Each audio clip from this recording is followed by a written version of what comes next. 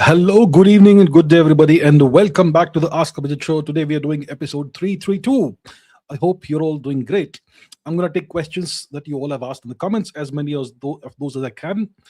But before we do that, let's see who all is there on the live stream. And before I do that, an announcement that the next live stream, which is typically on Sundays, I'm going to do it on Monday once again this time, because once again there is a cricket match tomorrow and everybody is going to watch that. So I don't want to compete with World Cup. I'm going to do the next live stream on Monday at 8 p.m. India time. Okay, let's see who all is there on the live stream, on the live chat before we get going. Sagnik Acharya, Kratos Aryavarth Vasi, Shri Ramachandraya Namaha. Namaste ji, thank you so much. Sagnik Acharya, Real Vladimir Putin, Rekha Humble, Jai Shri Ramji. Geopolitical Dubai is here from Indore. Super Beast USA is talking about aliens. Aditya Kulkarni. Anonymous R7U5T. Advait Ashwini, good evening. Sam the Gamer, hello, good to see you. Really, Miss Patel, namaskar and shubh sandhya to you, ma'am. Sam the Gamer, Walter Rook, yo. Jack, okay, I saw what you did there. Amayatul Poulet, bonsoir, monsieur Amayatul Poulet, ravi de vous avoir aussi. Who else do we have? Tanmay Deshpande, Abhyuday Singh, Konnichiwa, NPC without side quest. Hello. Geopolitical Dubai, your dad, haha77. Hello, good to see you. I'm good. How are you doing? Somi is here from Jaipur. Sam the Gamer, Kedar Prabhu, good evening. Geopolitical Dubai once again. Vikash PJ, Manhattan I6W, Abhishek Shukla down, Abhishek Shukla live, talking about tariffs struck down. Tushar Kalburgi, hello, good evening. Meet Raj Singh Chudasama from Ahmedabad. Good to see you, sir. Chetan Aradhya, Vikash PJ, Crash and Rise, bonsoir, monsieur. Your dad, once again, Ayush Singh is also here. Good evening, sir. Pranam, Shailaja, namaskaram, ma'am. Somi, Avinash, Manhattan, Abhishek Shukla Live is here from Kanpur. All right. Chetan Aradhya, NPC once again. Manisha Cardoso, namaste, ma'am. Namaste. Reddy, always ready. Good to have you. Random Skull, Jai Shri Krishna, sir. Itza, hello. Raghuveer Solanki from Vadodara, Vishwa student doing exercise. Good to see you. Shreyas Mitra is here from Moscow. Good evening to you, sir. Amisha Mishra, good evening, ma'am. N. Sridivas, good to see you. Priyanka Javalia, hello, good evening, ma'am. Alvin Rodriguez, good evening, sir. Vikash PJ says, which match is it tomorrow? It's India, South Africa. I'm sure lots of people gonna want to watch it. So I will not do a live stream tomorrow evening because it's gonna coincide exactly with that match. Ranjit KMRR, Charmi Dhanesha, good evening, ma'am. Willie Nair, hello. Aryan Methi, hello. Somi says the Dow has hit 50k, outstanding. Montu Prajapati.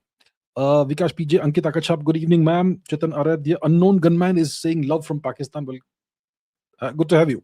Lage Raho online, Ghar Har Mahadev. Alvin Rodriguez, once again, good evening. M2CM Rider, good evening. Lage Raho online, Chetan Aradhya, and so many other people. Itza is here from Toronto. Good morning, I suppose. Good morning. Surya Pratap, Vishwesh July is here from Canada. Harshvardhan Mitruka. Good evening.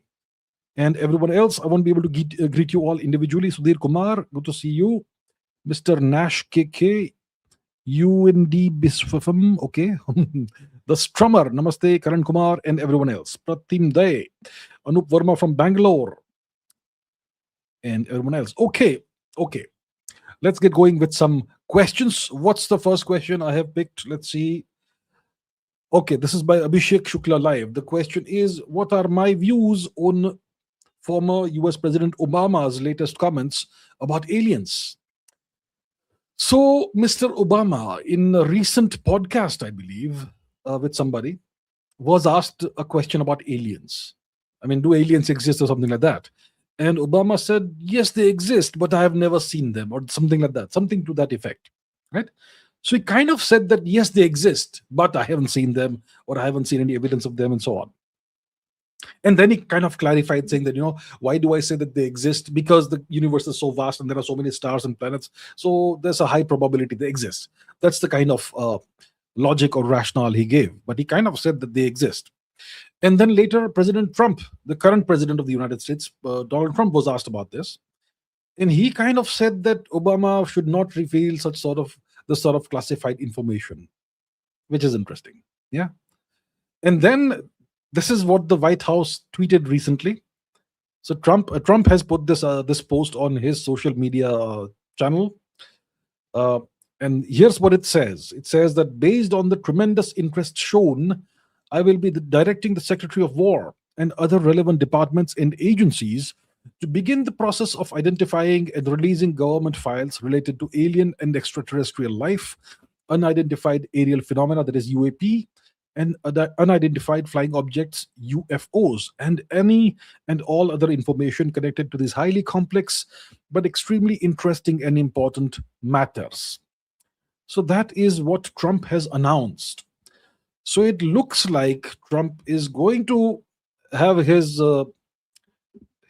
government release some information about UFOs, UAPs, alien life, extraterrestrial life, and other complex matters, like Trump says. Now, what does this indicate? Does it indicate that the US has evidence of extraterrestrial life? Does it indicate that the US government has been contacted by aliens? Does it mean that they have evidence that aliens have visited the Earth? All these UFO reports and sightings that we observe, do they indicate that aliens actually actively visit our planet? What's the truth? Well, I suspect the truth is that these aerial phenomena that we observe, that some people observe in some parts of the world, they are most likely highly advanced technology, classified secret technology of the US government, US military, DARPA, etc. That's what I believe it is. Right? It looks like UFOs or whatever, but maybe it's just very advanced technology that is secret, and they're testing it out or whatever. And sometimes people, because the human population is so high, people sometimes notice this, observe it, and sometimes they take videos. I believe that's the most likely explanation for these phenomena that are observed sometimes. Secret technology being tested or being used. That's what I believe it is.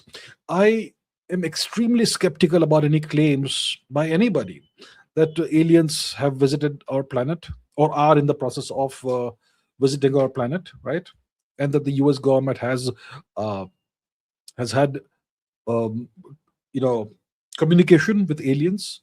Some people claim that the US government is in possession of the bodies of deceased extraterrestrials. Some people claim that the US government is in possession of alien technology and artifacts like flying saucers, UFOs, whatever. I am extremely, highly, tremendously, terribly, frighteningly skeptical about these claims. My view is that it's all advanced technology that the Americans are developing. The technology that they are developing in secret, it's typically 30, 40 years ahead of whatever we think is the most advanced technology. So I think that's what it is. And just to mislead the public so that people don't realize how advanced their actual technology is, they'll spin stories of UFOs and aliens and extraterrestrials and all that. So that is what I believe the case is. Do I believe that alien life exists out there? I'm pretty sure that extraterrestrial life does exist in the universe. The universe is just too vast. There's way too many stars and planets out there. 10 raised to 23 stars, roughly, give or take. I mean, that's a tremendously high number, large number, right? So I am pretty sure that extraterrestrial life, alien life does exist out there, but I don't think it's contacted us. Because the odds are just, it doesn't make sense statistically. And why would the aliens only contact the United States government? Tell me why. Why are these phenomena only visible over the United States and Western Europe and so on? Why is that so? Right? But the question then arises, why is Trump saying that he's going to release information or direct his minions to release information about all these matters? Well, one explanation, plausible explanation, is that the release of such information typically follows the same pattern as the Epstein files release. Lots of redactions, lots of documents will be redacted, and the most important and key information will be blacked out. and it will create this buzz across the world. Everyone's going to start obsessing about aliens and UFOs, and that can serve as a smoke screen to draw attention away from what's really important in the world. Maybe the US intends to invade Iran. Maybe that's a good time to release such information. Maybe there's something else that the Americans are planning. And to divert the world's attention away from what they're planning, they'll release such information, which will be typically significantly redacted, and you won't really, you know, get the juicy parts. So that's how I see it. I don't take this very seriously. I have, I mean, since I was a kid, I've been super interested in aliens and UFOs, right?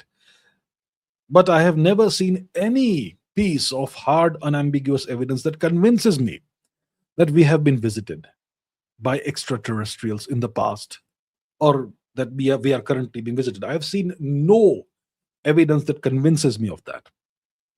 So that's my view on this matter.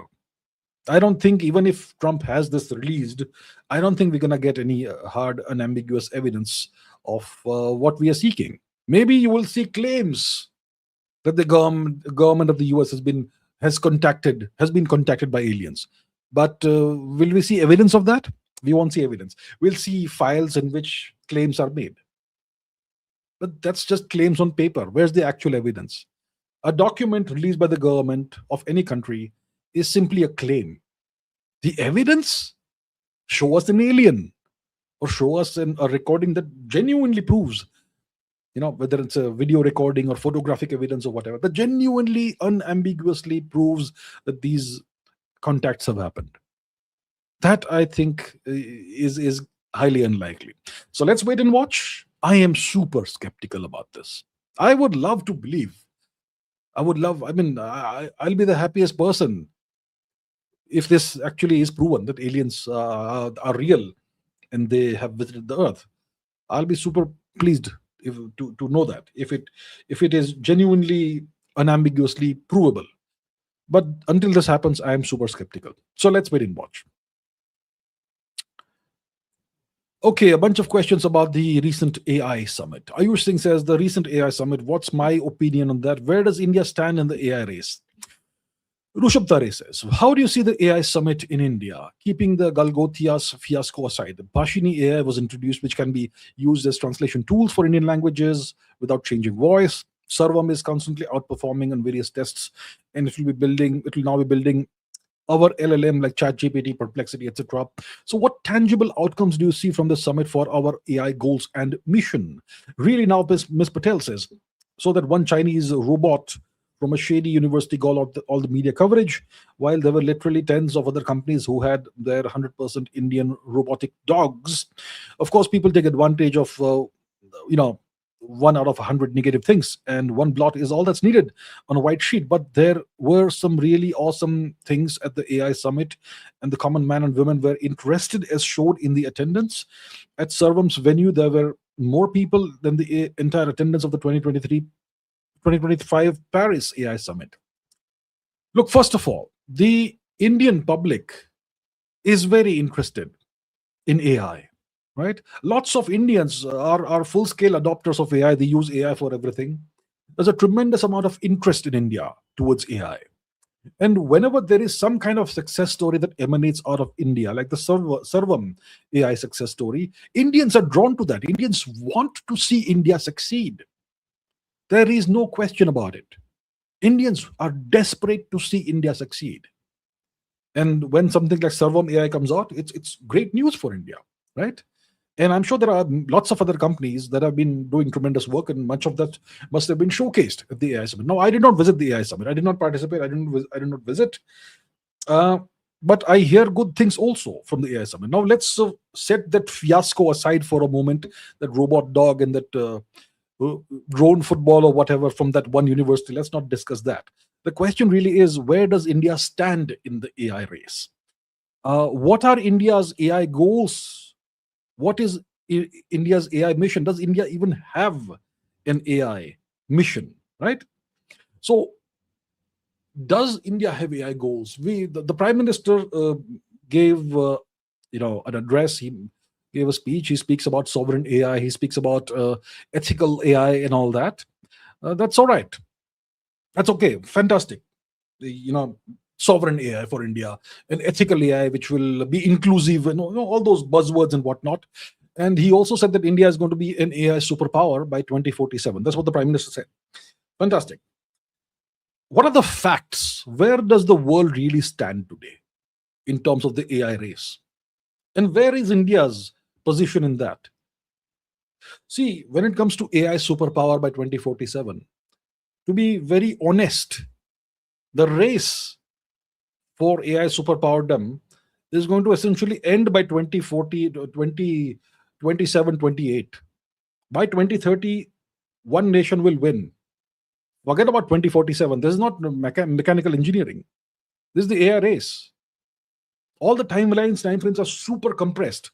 And the more time goes, the more compressed these milestones become, AI progress milestones. Right? 2047 is like we're talking about the 25th century, essentially. The AI race will be won or lost by 2030 latest.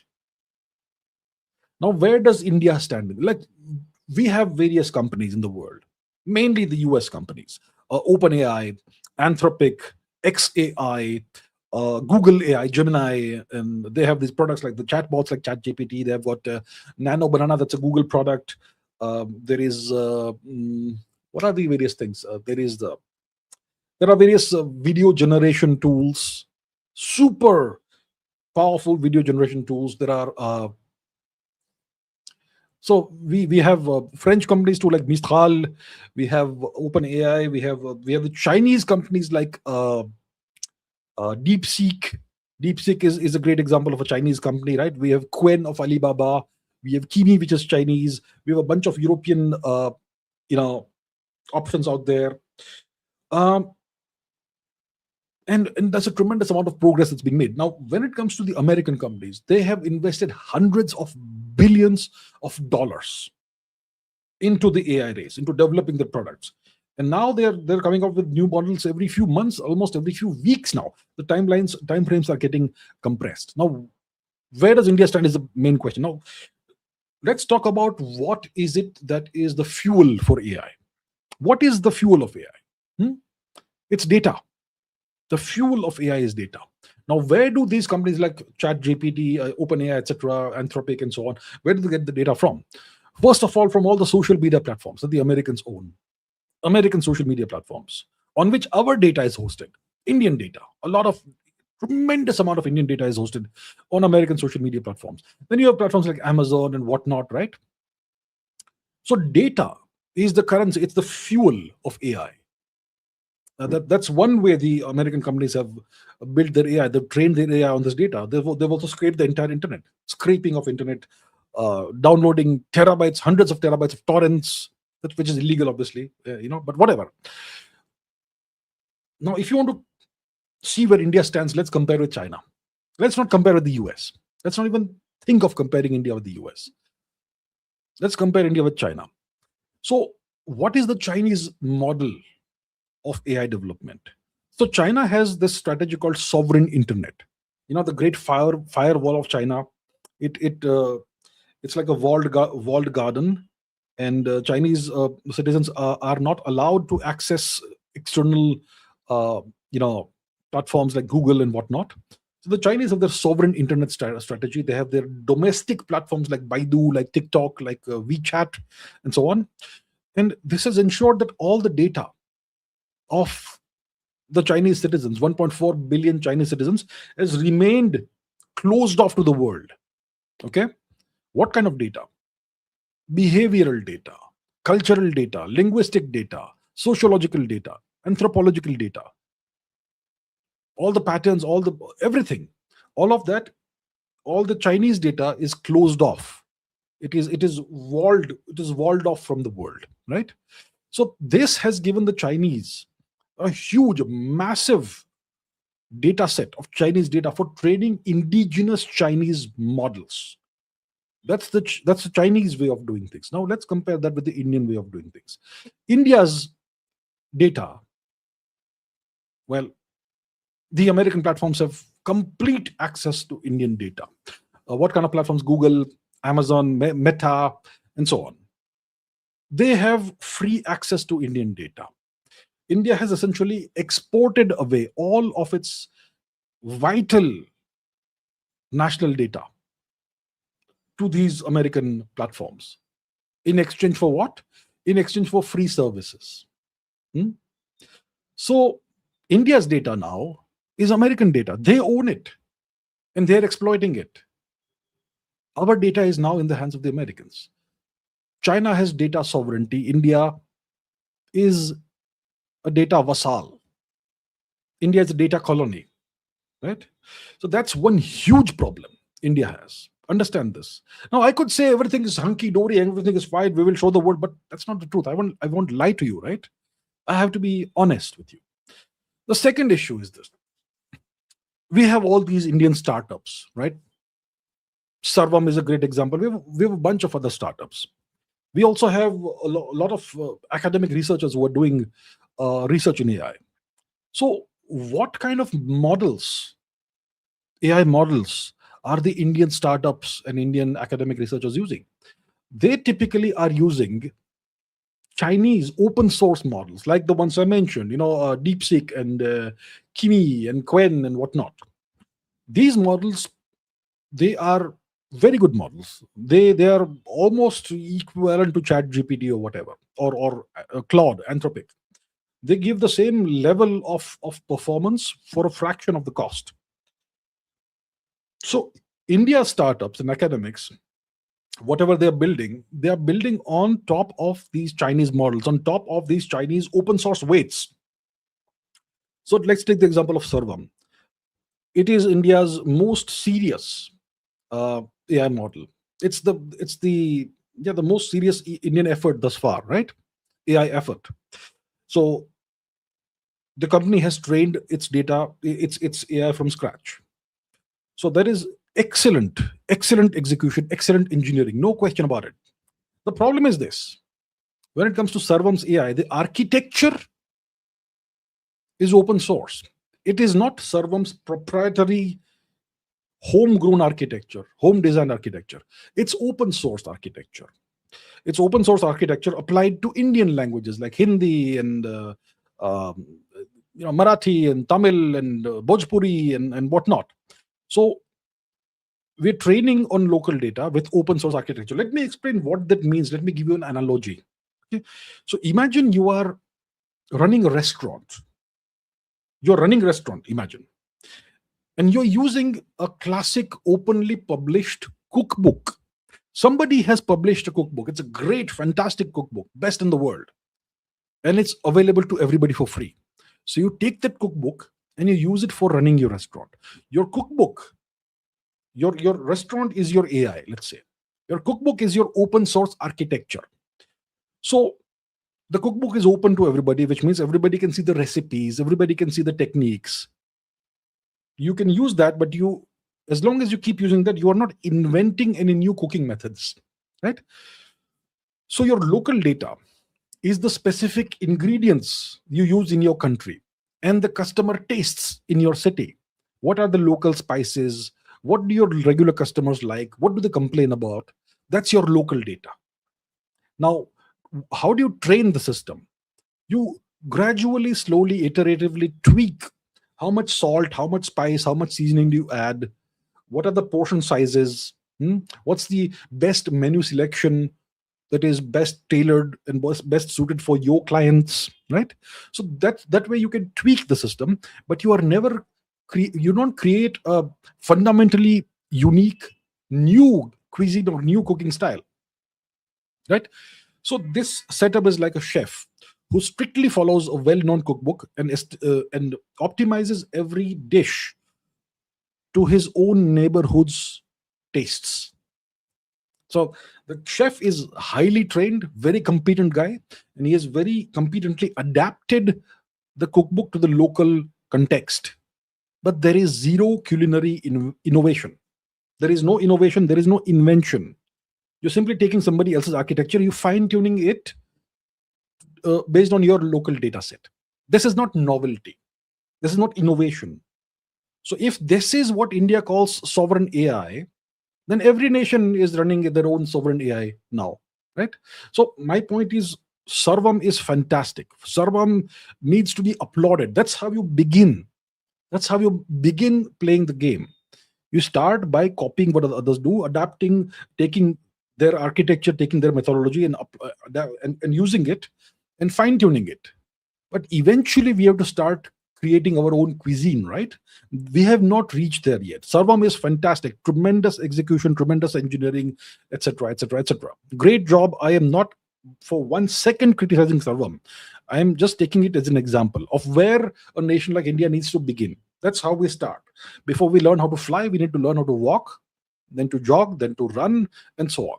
So right now we are somewhere between walking and jogging. Okay. Now, the fact that you now hopefully understand is that China is doing indigenous frontier research, and India is doing adaptation of open source AI systems, open source AI architecture, right? The other issue is that China is spending about almost 2.5% of its GDP on research and development. Okay, China is spending 2.5% of its GDP on research and development, R&D. And China has essentially reversed all the brain drain issues it faced. India is spending less than 1%. It's spending about 0.7% of its GDP on R&D. And I wonder what that R&D quality also is, knowing the Indian universities, right? And India ensures that the best talent that it has leaves and serves other countries. So the question is this how India becomes an AI superpower by 2047? That's the question. Right? Now there are other issues. Now when it comes to this AI summit, okay, it went off and all. Now there is this really interesting thing that happened. Give me a okay. Right. Let me put this on the screen. I don't know how to play the video. So here's an interesting thing that came out of the AI summit. Sriram Krishnan, senior White House policy advisor on artificial intelligence, he said that we want to make sure that the world uses the American AI stack. We also want the world to use our AI model. We want all our allies, which means vassals, including India, to leverage our AI infrastructure, which means don't develop your own indigenous AI infrastructure. Use our AI infrastructure. Give us your data. We will do everything. You simply use our AI infrastructure. So the American companies have been essentially mining the Indian public's personal data, right? And they have been training American AI platforms on it. That's how ChatGPT and all these other chatbots that speak Hindi and other Indian languages, right? That's how they've done it. So the Americans want to continue doing this. And in exchange for that, India's IT firms will continue to receive American contracts. The problem the government of India faces is that IT is fading now. With the advent of AI, who wants to outsource IT to India, right? So the Indian government has failed to reform and diversify the economy of India. Where's the manufacturing? Where's the diversification? It's all dependent even now on IT. So if IT dies, it's a disaster for India. So the government of India now in the short term needs to somehow keep the IT industry alive. We need the Indian IT firms to continue to receive American contracts. The government of India can't allow the IT exports to die because we don't have a sound manufacturing base. We don't have a massive manufacturing base. And it's the money we receive from IT is one of India's biggest sources of income. And if that goes away in the next 2-3 years, it's a disaster for India. So to prevent this, we should have worked really hard in the past 10, 11, 12, 15 years to set up a massive manufacturing base. We haven't done that. We haven't diversified the India's economy. So that's where we are. So that's the leverage the Americans have on India. And the Americans will essentially, buy stakes in various companies, right? Companies that make sovereign AI systems, large language models. And by taking ownership or partial ownership of these Indian companies, they will control the little innovation that India makes. And by controlling the AI stack, like Sri Ramakrishnan says, they will gain control of our economy, right? And this will give them even more leverage over India. And obviously, this will then be used on to influence and perhaps direct India's foreign policy, domestic policy, and so on. Right? So that is the situation. That's where India stands in AI. I cannot lie to you and say everything is fantastic and everything is wonderful. We're going to be AI superpower by 2047. 2047 doesn't matter. The race is till 2030 only. Even that will be too late, possibly. The AI race will be won in the next 2-3 years. Won or lost. Where is India in this? India is taking baby steps right now. So I'm very glad to see what Sarvam AI is doing and other AI startups are doing. But we've also had all these rocket startups in India, right? Space startups. What are they doing now? What happened? It's yeah. So that's where we stand in AI. Where does India stand in the race, in the AI race? India is not really participating in the AI race right now. And that's why when you're not participating, you talk about ethical AI, blah, blah, blah, blah, blah, all that stuff. AI is a tool. It's like saying we need ethical swords and ethical AK-47s and ethical BrahMos missiles. Technology is technology. It can be used for good or evil. When we are not developing the technology, we are not leading the race, we are lecturing the world that we need ethical AI, that they need to be more ethical. AI is a tool, and whoever is at the forefront of AI development will use that to win the geopolitical race. And the ones who are on the sidelines will say ethical AI. That's where India is right now. That is the honest truth. A lot of you may say that I'm being blackpilled and I'm blackpilling you or whatever. I can only tell you the truth the way I see it. Maybe other people may see some other truth. You can listen to them also. Don't simply rely on my opinion. Listen to other people. Take a 360-degree perspective and then form your own opinion based on the best judgment that you have. The way I see it, India is not participating in the AI race. Yeah. Amisha Mishra says, India's AI Summit 2026 has sparked global debate after a major controversy involving a robot dog showcased as Indian in a certain university, but it's clear that the robot dog was Chinese. Does India have a real indigenous robotic dog technology manufacturing or whatever, and AI innovations? How does it impact India's global technological image? Is it an international embarrassment? Napoleon Singh Shekhawat says, whenever there's hope of coming out of something positive coming out from India, somebody messes up badly. This particular university at the AI summit. So what's the deal? So there is this one university, right? And in this AI summit, they messed up very badly. There is this person who was not even an AI expert or an AI professor, who was a professor of some God knows what other subject, who comes as the spokesperson representative of the university talking about AI, which the person clearly knows nothing about, and then claims that this robot dog is purely indigenously developed in their university by their students through their center of excellence or something like that. And there was some other football drone thing also that they had. They said even that is developed by them. And clearly these are shelf bought products. You can look it up online how much it costs to buy it. And this obviously has given India's enemies a field day on social media and in the media overall, disparaging India and so on. So why does such a thing happen? And what action should be taken? See, if you are a serious country, and if this sort of international embarrassment happens, you will, first of all, ensure that this person who has caused the embarrassment, their academic career is over. It has to be like that. But in the case of this individual, nothing will happen. That person will probably become a star now. And when a university causes, okay, that's about the person, that one person, right? And when a university causes such a horrible embarrassment for the country, that university should be de-recognized and should be penalized very heavily and made an example of, so that nobody else does it again. But once again, nothing will happen because this is India. India is not a serious country. India is not a serious country. And this, what we have seen happen, it's simply a symptom of the actual disease The disease is the rot and the corruption in India's academic system, education system. India's education system is garbage. It is trash. That's not how you become Vishwaguru, by having a trashy, garbage-like education system.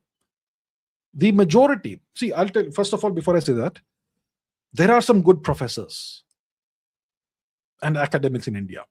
There probably are some world-class professors and academics in India. And probably there must be some institutions or universities that are world-class, possibly. Okay? So whatever I'm going to say doesn't apply to everybody. There are exceptions. But the overwhelming majority of India's professors, okay, they're rubbish. They're rubbish. Incompetent. They publish some rubbish papers every year. What they do at the higher levels in academia, they will have a bunch of students who work under them. Okay, they will make the students do all the work, and then they will steal the credit. When the paper is published, the professor's name will be at the front, the first author, the primary author. The student, if he or she is lucky, will be second, third author or whatever. Often the students don't even get any credit. These professors do nothing, absolutely nothing. They're parasites. And that's the norm across Indian academia. That's the norm. Okay? It's a highly, highly corrupt system. There must be some exceptions, but overall it's a highly corrupt system. What innovation happens in India? What research is done in India's academic institutions? Nothing. Publishing trashy papers, 3, 4, 5, whatever per year, rehashing some old nonsense. It's not research, it's not innovation. Until this core, these set of core issues, until you fix them, you're gonna keep on getting such embarrassing incidents that embarrass India in front of the world. What you have seen is not an exception. What you have seen is a symptom of something that exists all across Indian academia. And that's why I've been saying for years that India needs to reform the education system. Right? This is going to continue. This is exactly what happens all over the place. And you see that person, that individual who was talking about AI, that person was not even a person with any background in AI. And they become the face of everything. They take all the credit. And that's the norm in Indian academia. That's the norm. And that's why India has this problem of brain drain. Everybody who is worth anything wants to leave the country. Can you blame them for this? Now, who's to blame for this? Do you blame the universities? Do you blame the teachers, the professors, the academics? No, they're part of the system. The system is designed to serve them. Who do you blame? You blame the government of India, who are doing nothing about this. They know exactly what the situation is. They are doing nothing about this. So what you have seen, this robot dog incident, it is not the disease, it is a symptom of the disease. And the disease is not being treated, is not being treated. The disease is being fed and it's becoming larger, it's becoming stronger. That is the truth. Okay, let's talk about Iran.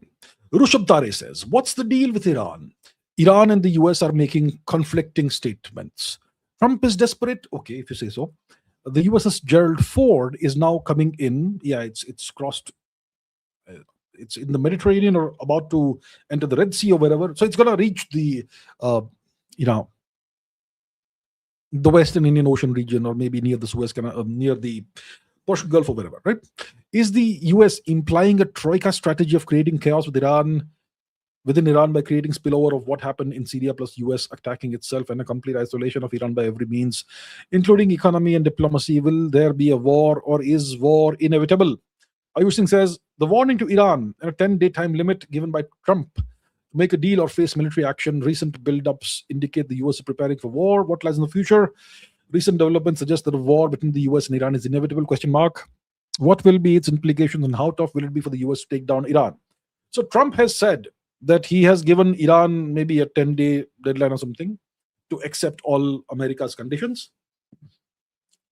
The Americans obviously have imposed a set of conditions on Iran. These are obviously maximalist demands.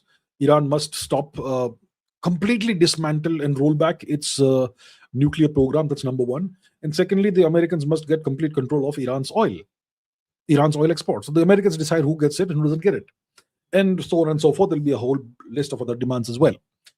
So essentially, it's about turning Iran into a vassal, into a slave of the US, right? The US decides what Iran does and what Iran doesn't do. And Iran should be in a position where it can't defend itself. That's what the US wants. And Iran obviously will not accept that. Iran has pushed back for more than 40 years. Do you think they will now give in to what the Americans are demanding? The US and Israel, essentially, right? So there's a round of negotiations, diplomatic talks that's happening between the US and Iran right now. Doha, Qatar, most likely, right? And in the meanwhile, the Americans are assembling a massive military presence in the West Asia region and beyond, surrounding region. Massive military buildup is happening right now. There's already one aircraft carrier strike group in the region. It's not just one aircraft carrier, it's a whole bunch of ships around the aircraft carrier that are already deployed. And the second one, USS Gerald Ford, is now also moving in. Whether it enters the Red Sea or not remains to be seen. Maybe it will just remain stationed west of the coast of Israel. That's also a possibility, to defend Israel. And a lot of military movement has happened and is even now happening. Lots of transport aircraft and whatnot coming in from Europe and from the United States in the region around Iran. So it looks like the US is creating a posture, military posture, that can enable it to strike at Iran if required, and strike pretty heavily at Iran. So why is this being done is the question. Is this an indication that the US is now imminently going to attack Iran? Maybe not necessarily. See, when you are negotiating with somebody, you want leverage.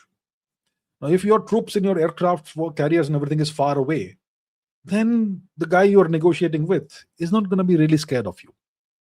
But if you bring in all the military force and surround your negotiating partner, then they will feel the heat, and then they'll be more likely to break under the strain and give in to your demands.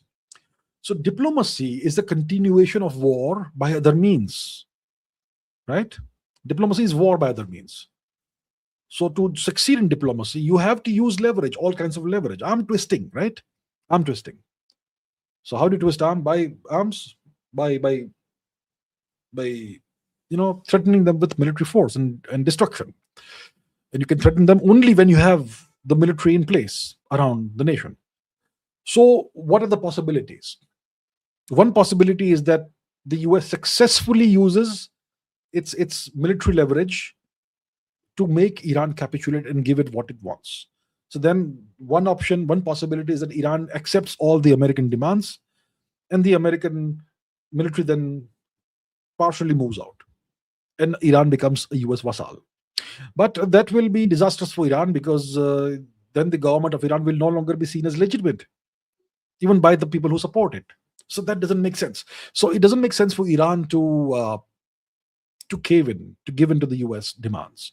So the second option is Iran does not accept American demands, or the key demands, which will give the US the option of either invading, a full-scale invasion, or a series of strikes, decapitation strikes, to take out the top leadership of Iran, which obviously is military conflict. And military conflict is not that easy to do against Iran, because Iran doesn't have a great air force, but Iran has a very, very capable missile force. They probably have tens of thousands of missiles in their stockpile. They were able to essentially overwhelm Israel's air defense, right, in the 12-day war last year. And if there is a full-scale invasion on Iran, or a massive attack on Iran, that Iran is fully capable of taking out the US air bases and military bases in the region, in the West Asia region. Iran is also capable of blockading the Strait of Hormuz. Iran is also capable of destroying a lot of the oil and gas infrastructure in West Asia. Saudi infrastructure, Iraqi infrastructure, Kuwaiti infrastructure, and so on, and other nations. And that's why a lot of these nations in the region don't want a war between the US, Israel, and Iran. But Trump, he's already gambled, it looks like. When you move so much equipment, so much manpower, etc., across continents, that's very, very expensive. So you don't do it just to simply pressurize someone, right? It's already a gamble. You've already spent so much money, so much of your nation's money to bring in this enormous force posture in West Asia. So maybe Trump may possibly has calculated that if Iran doesn't give in to the US demands, all of them, he's going to attack them. So if he attacks them, what happens? Well, it's not going to be easy to defeat Iran. Like I said, Iran can unleash tremendous destruction in the nations surrounding it, and also on the US military. Unless the Americans plan and time their attacks in such a way that Iran is completely crippled before something happens, which is easier said than done. So they can take out Iran's radars, air defense systems, and so on, and make that sort of thing. But still, Iran can fight back. See, when it comes to a great example is like what somebody asked last time: the Houthis, right? Houthis in Yemen. The Americans have been trying to fight the Houthis from 2024 until now. The Houthis had blockaded the Red Sea, right? The Strait of Bab el-Mandeb. And they bombarded the Houthis. They launched hundreds of airstrikes from the Houthis. And the Houthis are still there. Of course, they've been depleted and they have been their capabilities have been hurt. But they're still there. They're still fighting. And then eventually the Houthis accepted the American demand to allow American ships to transit across the Strait of Bab el-Mandeb. But the Houthis said Israeli ships will not be allowed. And the Americans couldn't force them.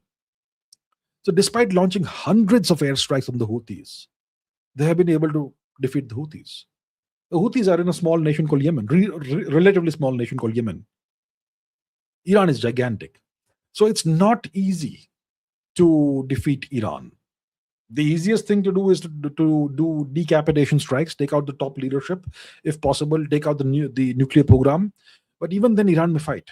Iran may keep fighting. So if the US is not able to defeat Iran within a week or two, it could become a long, drawn-out war. And you see, there's other factors too. Let me show you. What are the other factors? Let's take a look at the map. The map will show you the other factors. See, Russia and China both need Iran to survive. Okay? Now, when it comes to Iran, is Russia far away?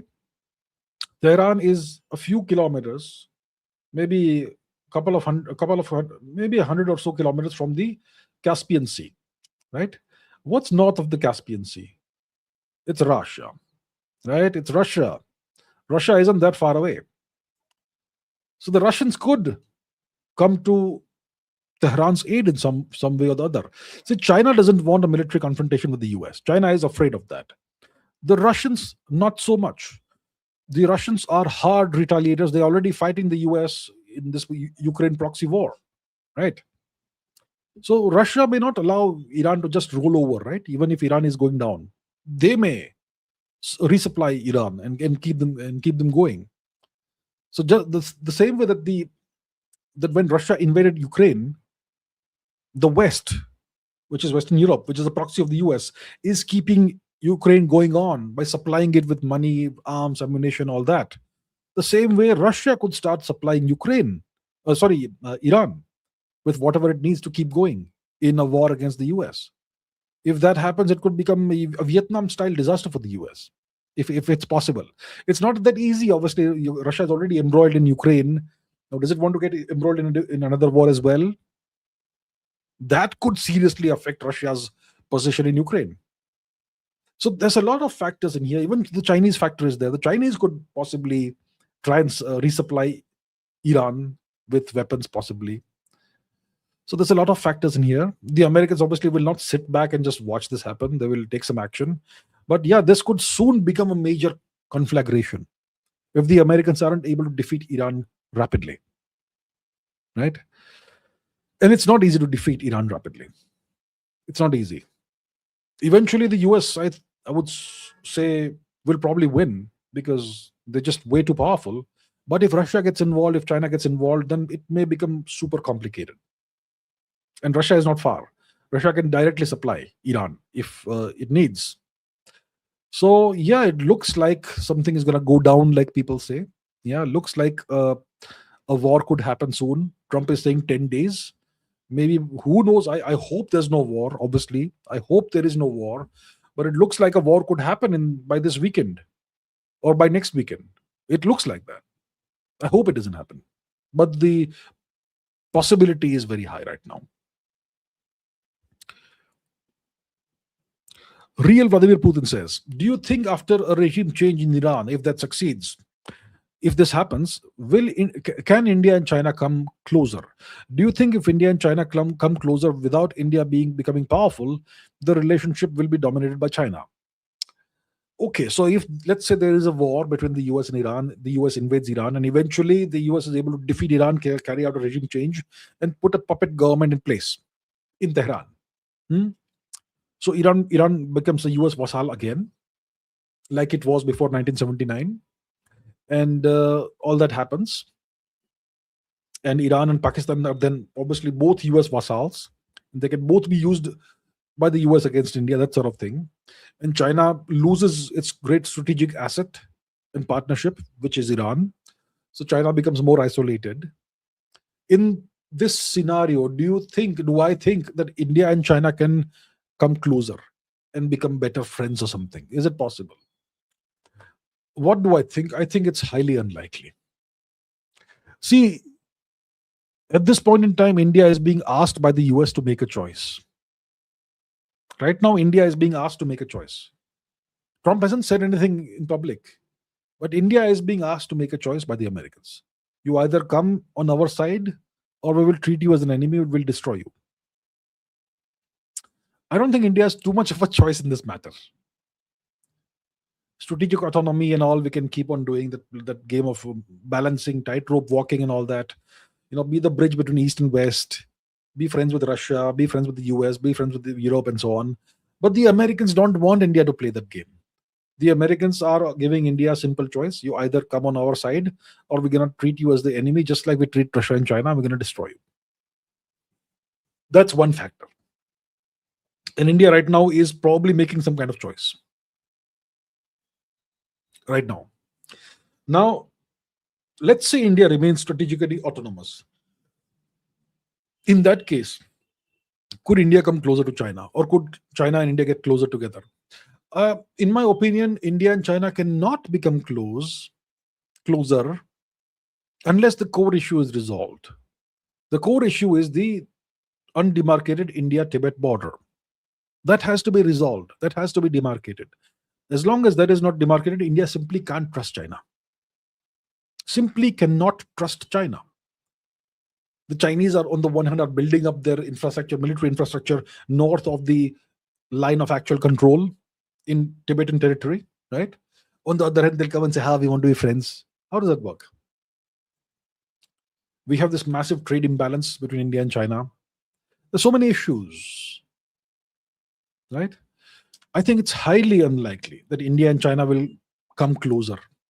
Nothing substantial will happen in terms of closeness until the core issue is resolved. The core issue is the border. Chinese have steadfastly refused to demarcate the border.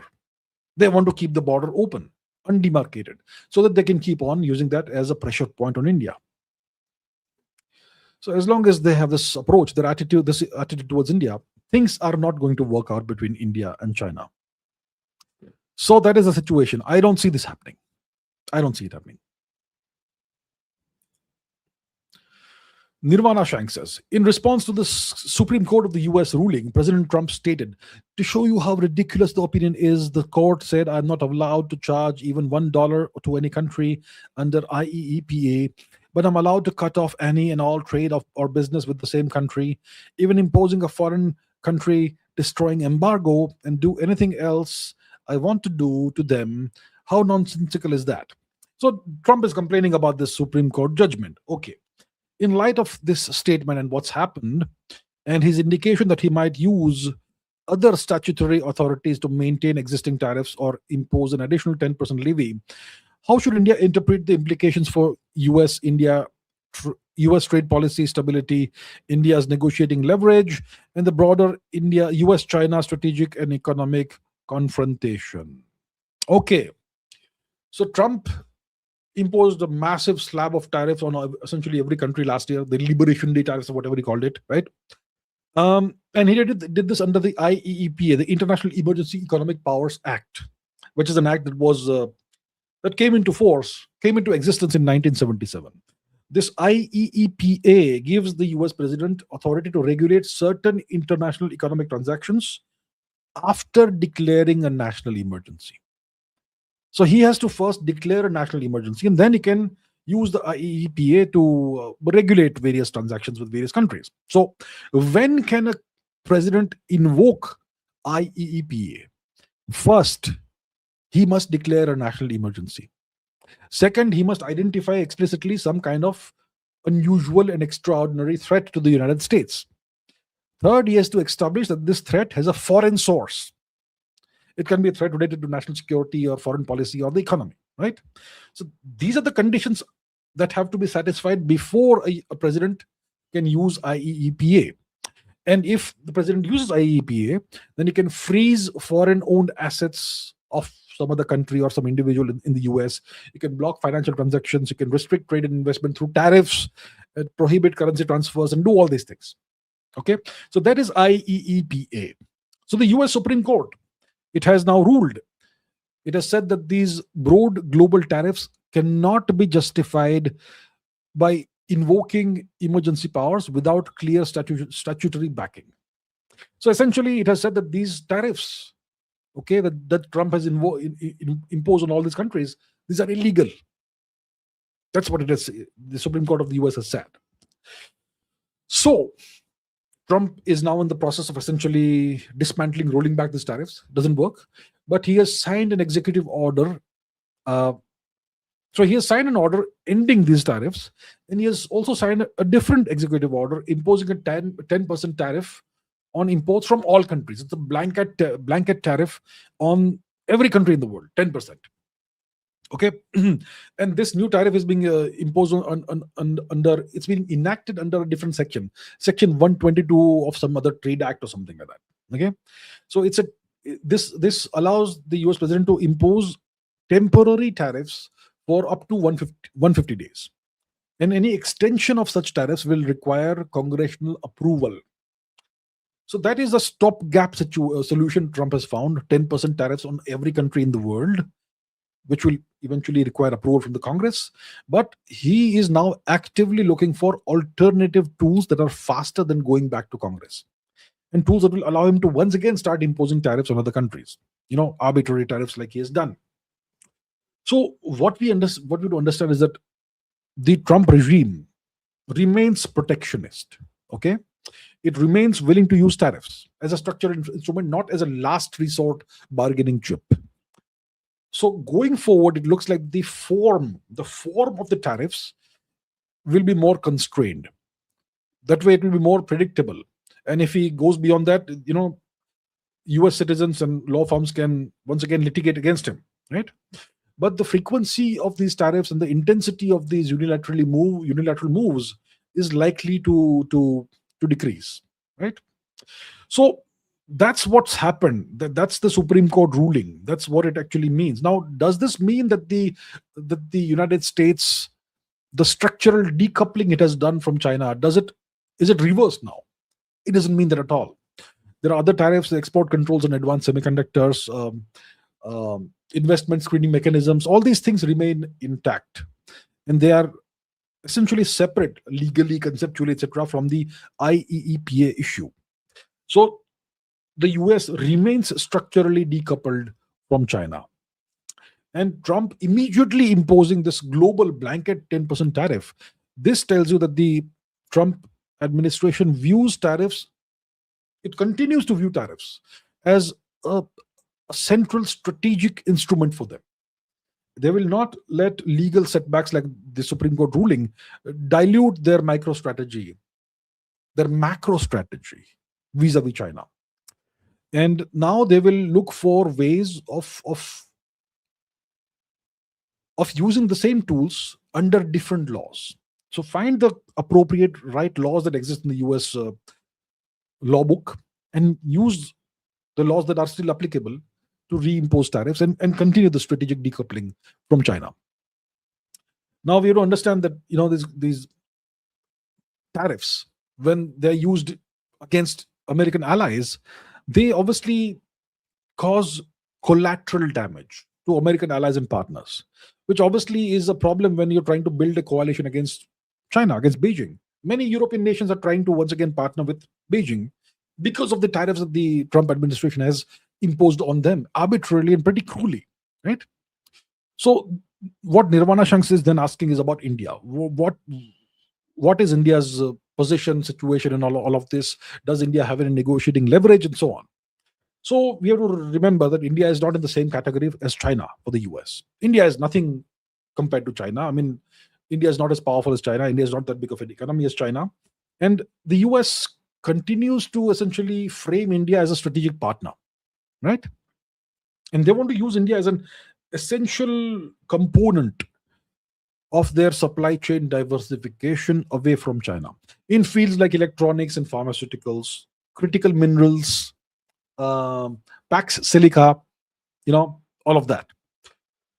So India needs to assume, not short term, but medium term, that the US tariffs will remain elevated by historical standards. In the past, there used to be like 3%, 4%, 5% tariffs. Now they're going to remain elevated, at least for the medium term, not short term, medium term, maybe 3 to 5 years at least. Yeah. And India should understand that these legal constraints that the US administration is facing, they don't change Trump's approach and his attitude towards the world. Okay, he's going to find other means of achieving what he wants to achieve. India should understand and realize that the China challenge ensures the US is facing the China challenge. China has risen. The US wants to essentially isolate China and cut China down to size. And the US is worried about China's technological rise, right? So this is the China challenge that the US faces. And this ensures that the US continues to differentiate between China and nations it can use more profitably, right? So in the meanwhile, India should diversify, obviously. India should sign FTAs with as many nations as possible, including EU, which we have done, the UK, we've done Australia, we've done UAE. Do more, do Canada, do wherever else possible. So we need to diversify. These are called buffers. India should find buffers, right? And we have to assume that in the future, Trump may throw another tantrum, and he could once again reprice access to the US market on short notice. Tomorrow morning, he'll wake up and find some new way of imposing tariffs. And tariffs once again go back to 20%, 25%, God knows what, right? So we have to assume this will happen again. It's possible. So, and also India should also try and use this as leverage against the Trump administration. This ruling of the Supreme Court, India should push for maybe some kind of modified, amended free trade agreement, or arrangements that are specific to specific sectors, right? The pharmaceutical sector, IT sector, critical minerals sectors, and so on and so forth, right? So if we can come up with these arrangements with the US, that will reduce India's exposure to these presidential powers, and it will shift the relationship between India and the US into treaty-based commitments rather than being hostage to the whims of the president of the US. So that is overall the situation. This does give India a little more leverage when it comes to negotiations, and India should try and take the relationship forward in the right direction if possible. Yeah, this does give us some leverage. Okay. Look at Ho Online says, Pandora Papers. Paradise Papers, Panama Papers, Bahamas leaks, Swiss leaks, Lux leaks, offshore leaks, Iraq war logs, Afghan war logs, US diplomatic cables, Edward Snowden NSA leaks, Julian Assange Wikileaks, Epstein files, Ashley Madison hack, and so on and so forth. Are these naturally emerged or uncovered exposes, or eventually published or propagated by the deep state or any other entity in order to drive attention of the global population magnetically?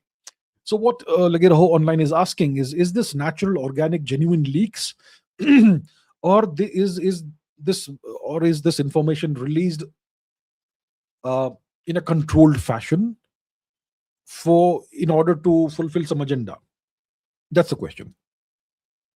I mean, it's certainly possible that what you call the deep state or whatever, it may release such material from time to time in order to decide to direct the world's thinking to, and essentially to drive narratives that it controls. That's the question. So I would say that some of these things are definitely genuine leaks that have actually hurt and harmed uh, the reputation of the US. For example, the WikiLeaks thing, Julian Assange. They really went after Julian Assange, right? They ruined his life. And I would say that the reason he's alive is because he's an Australian citizen. If he was not Australian, if he was from some other country, well, who knows what would have happened to him. So WikiLeaks, definitely, I don't think it was a deep state release. I don't think they would have I don't think they would have ever released those files themselves. Right? It's hurt the US image greatly. So that is definitely a genuine leak. When it comes to Edward Snowden, well, that again I think is a genuine leak. He genuinely released and leaked this information about the PRISM program and whatnot, about the US digital surveillance on the entire world. Much of it was focused on India, actually. And Edward Snowden had to escape from the US, and he now lives in Russia, right? If he was not in Russia, if Russia had not given him asylum, he would have been somehow or the other caught by the US and given the harshest of punishments. So Snowden and Julian Assange, I believe, are organic, genuine leaks. A lot of the other stuff, like Epstein and whatever else, a lot of that could be stage managed by the US establishment. Epstein files leak. Maybe there's some multiple reasons for it. One is to show the world that this is the kind of people who are ruling you, and you better be careful. Don't go against us. Right? That's one thing, perhaps. The second thing is perhaps they want to discredit a whole bunch of people and push them into retirement. People like Bill Gates and the Clintons and essentially possibly even Trump eventually. Once Trump is done with the 47th presidency, he's going to be as relevant as Biden, most likely. So there's multiple reasons why the Epstein files would have been leaked. A lot of them obviously are redacted, and they're protecting the accused, not the victims. So a lot of this most likely is stage managed. It is released purposefully, but some of it, like the WikiLeaks and Edward Snowden, the PRISM leak, those were not done on purpose, and that actually hurt the interests of the US. Ayush Singh says, Kaveri engine afterburner tested. What's your opinion? Gaurav Pagre says, is making fighter jet engines that much more difficult when compared to nuclear reactors and weapons? If no, then I doubt whether our nuclear technology is indigenous. A certain nuclear research agency have Russian training for its scientists for quite some time. Okay, first of all, Ayush Singh's question is about Kaveri afterburner tested. Kaveri engine. So the Kaveri engine is this indigenous engine that India has been developing for the past, I don't know how many decades, right? It is being developed at the Gas Turbine Research Establishment in Bangalore, GTRE. And India has spent almost no money on it. I mean, the Rafale deal, if it happens, it's like $30 billion, 35 billion, I don't know, 30, $40 billion. The total amount of money India has invested in the Kaveri program over the past few decades is like $500 million. So India doesn't really, seem to care about this. But so when it comes to the Kaveri engine was supposed to be the engine that the Tejas fighter jet will use. And the Tejas fighter jet program actually uses the F104 or whatever engine, General Electric 104 engine, right? Which jet engine does the Tejas program use? One second. Tejas jet engine. Tejas jet engine. F404, right? That's the one. So the F404 has an output thrust of 49 kilonewtons, dry thrust, and with afterburner, it's about 83, 84 kilonewtons. Okay. What's a Newton? Kilogram meter per second square. Forget about that. So the General Electric engine has a dry thrust without afterburner of 49 kilonewtons, and with afterburner, which is wet thrust, it's about 83, 84 kilonewtons. The Kaveri engine's dry thrust is also 49 kilonewtons. But for some reason, the General Electric engine has been used because the Kaveri engine's afterburner technology has not really been developed thus far.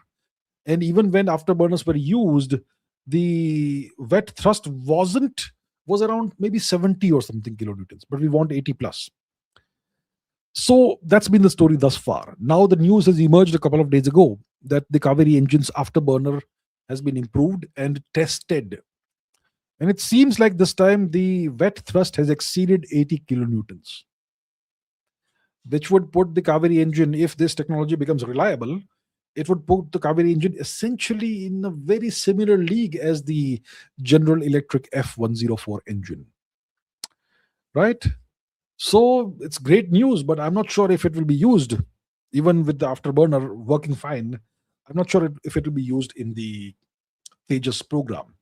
So India has already, I think, signed a deal with Safran, which is a French company, for the development of an Indo-French jet engine whose technology will be fully owned by India. That's fantastic. Safran already makes fantastic jet engines. So that obviously is just going to cost us some money, and then we'll get the jet engine eventually whenever it happens. But in the meanwhile, I have always said that even if we buy foreign jet engine technology, which becomes entirely our own, we should not kill the Kaveri program. We should continue developing the Kaveri engine at its own speed, at its own pace, in parallel. Don't kill it off. And that's what it seems like is happening. So the Kaveri engine is quietly being developed in whichever way. And now the afterburner has been tested, and it looks like the afterburner test was a success. And it looks like the wet thrust is now in excess of 80 kilonewtons, or around 80 kilonewtons, which is a tremendous improvement. So I think it's fantastic. So it gives us options, right? Even if the French thing, for whatever reason, doesn't work out, we will still have this. So it's great. But hopefully the Safran thing works out fine. Now the question by Gaurav is making jet engines, fighter or whatever, is making jet engines way more difficult compared to nuclear reactors and weapons. Of course. A jet engine is incredibly complicated. A rocket engine is super simple compared to a jet engine. Okay? A nuclear reactor is far more, well, it's not that difficult compared to the complexity and difficulty of making a jet engine, a high quality jet engine. A nuclear reactor is essentially you use fissile material in a controlled fashion to generate heat. That heat boils water and drives the steam engine. That's a nuclear reactor in very, very simple terms. Okay? Of course, it's not that simple. It's pretty complex, but not as complex as a jet engine. Nuclear weapons, once again, it's not that difficult. It's not that complicated. Rocket engines, ramjets, scramjets, cruise missiles, cryogenic engines, they are not as complex as jet engines. Okay? So the point is, our nuclear technology is entirely indigenous. Entirely indigenous, no question about that. Russian language training and all, I have no idea about that. I mean, in Bhabha Atomic in the BARC, I know for a fact that in the 1950s and 1960s, you had to take Russian courses. I don't know if it's still the case or not, because in the 20th century, Russia was one of the superpowers, and a lot of the physics output of the world came from Russia. And they publish in Russian. They're not like Indian slave mentality who publish in English, right? The Russians published their research papers in Russian, not in English, unlike Indians. So if you wanted to access Russian research, you had to learn Russian. I'm not sure if that's still the case, but that's a different story. A jet engine is way, way more complex than nuclear reactors, nuclear weapons, cryogenic engines, ramjets, scramjets, all of that. A jet engine is way more complicated. Those turbine blades, they have to be made from a single crystal. Each turbine blade has to be a single crystal of metal, of whatever alloy you're using. You need advanced materials science for that.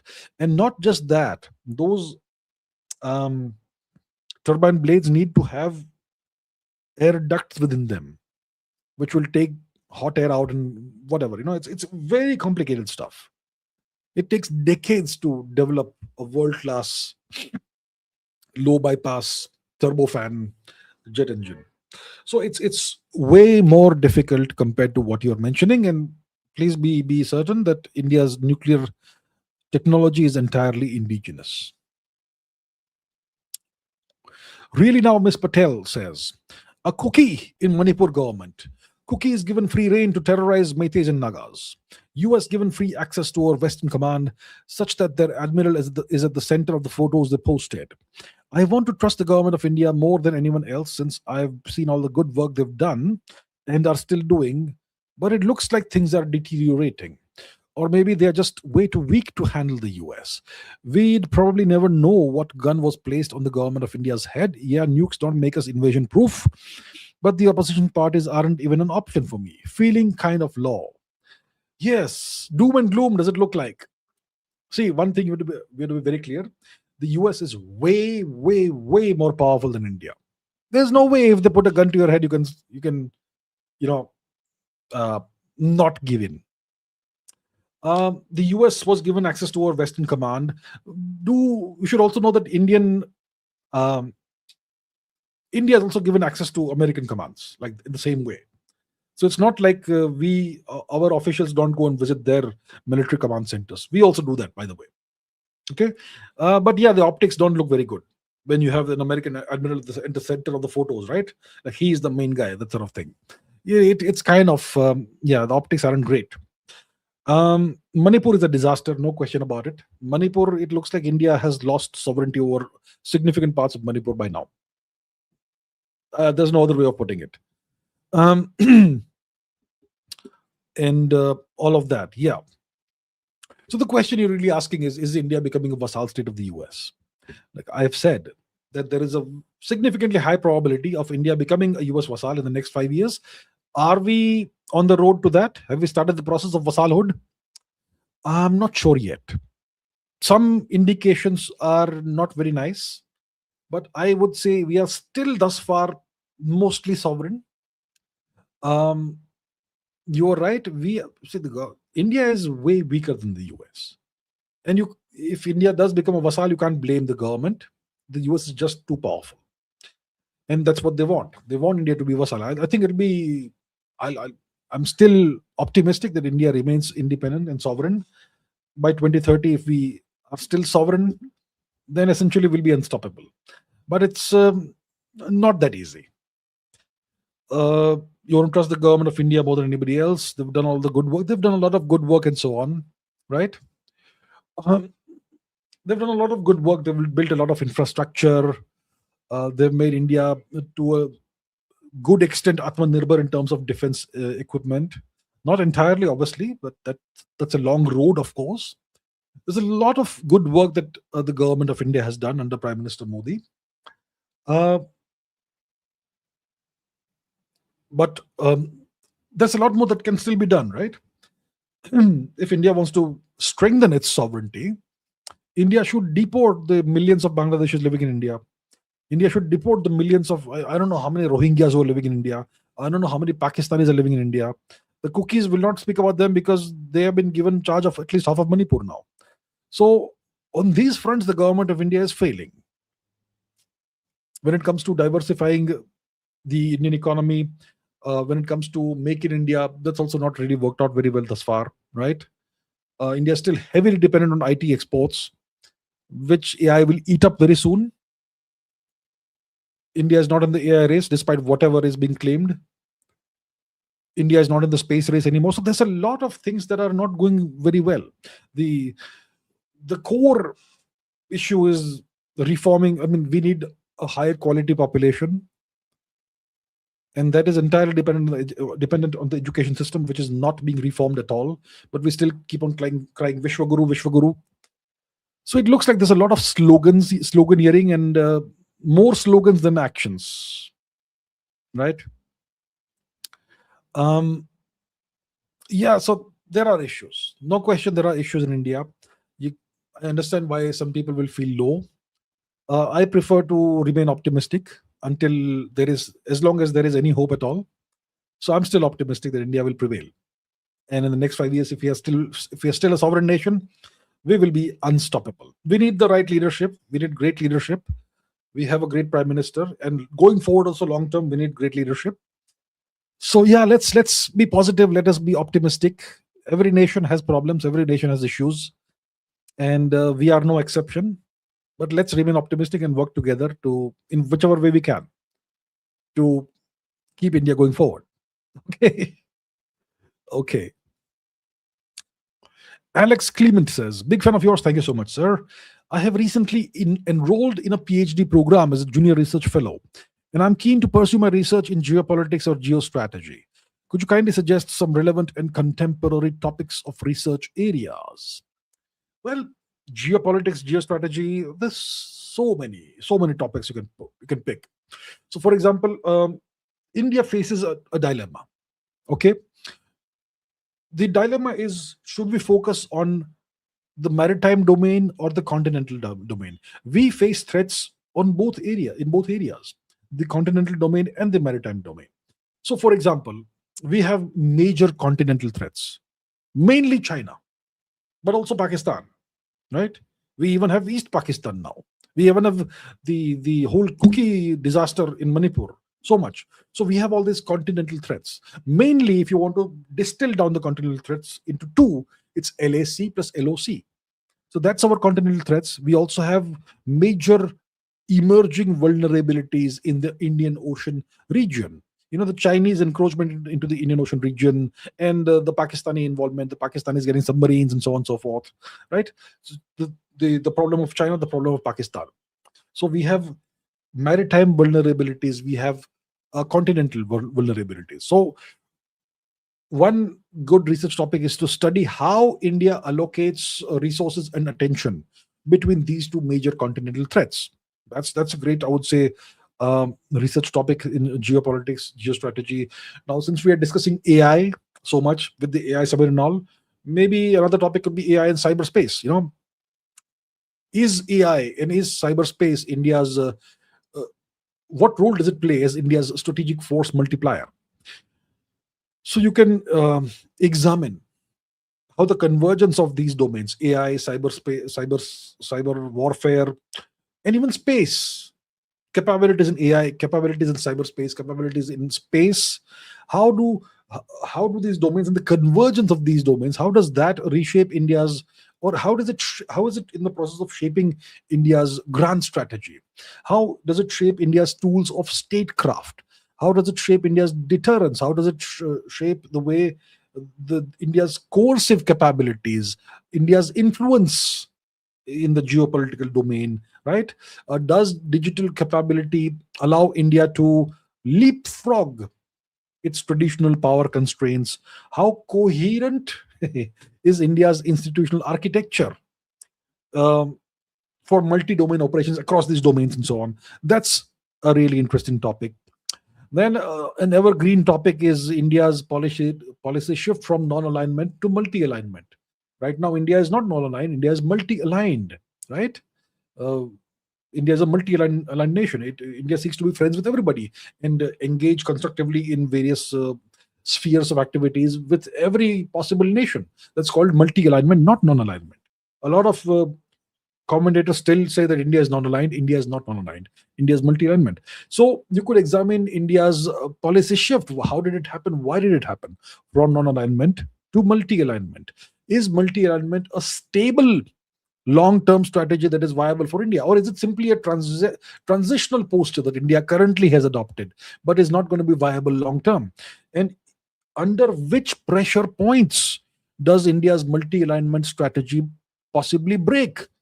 Is it sanctions imposed by, in the context of the Russia-Ukraine war, the pressure imposed by the US on India?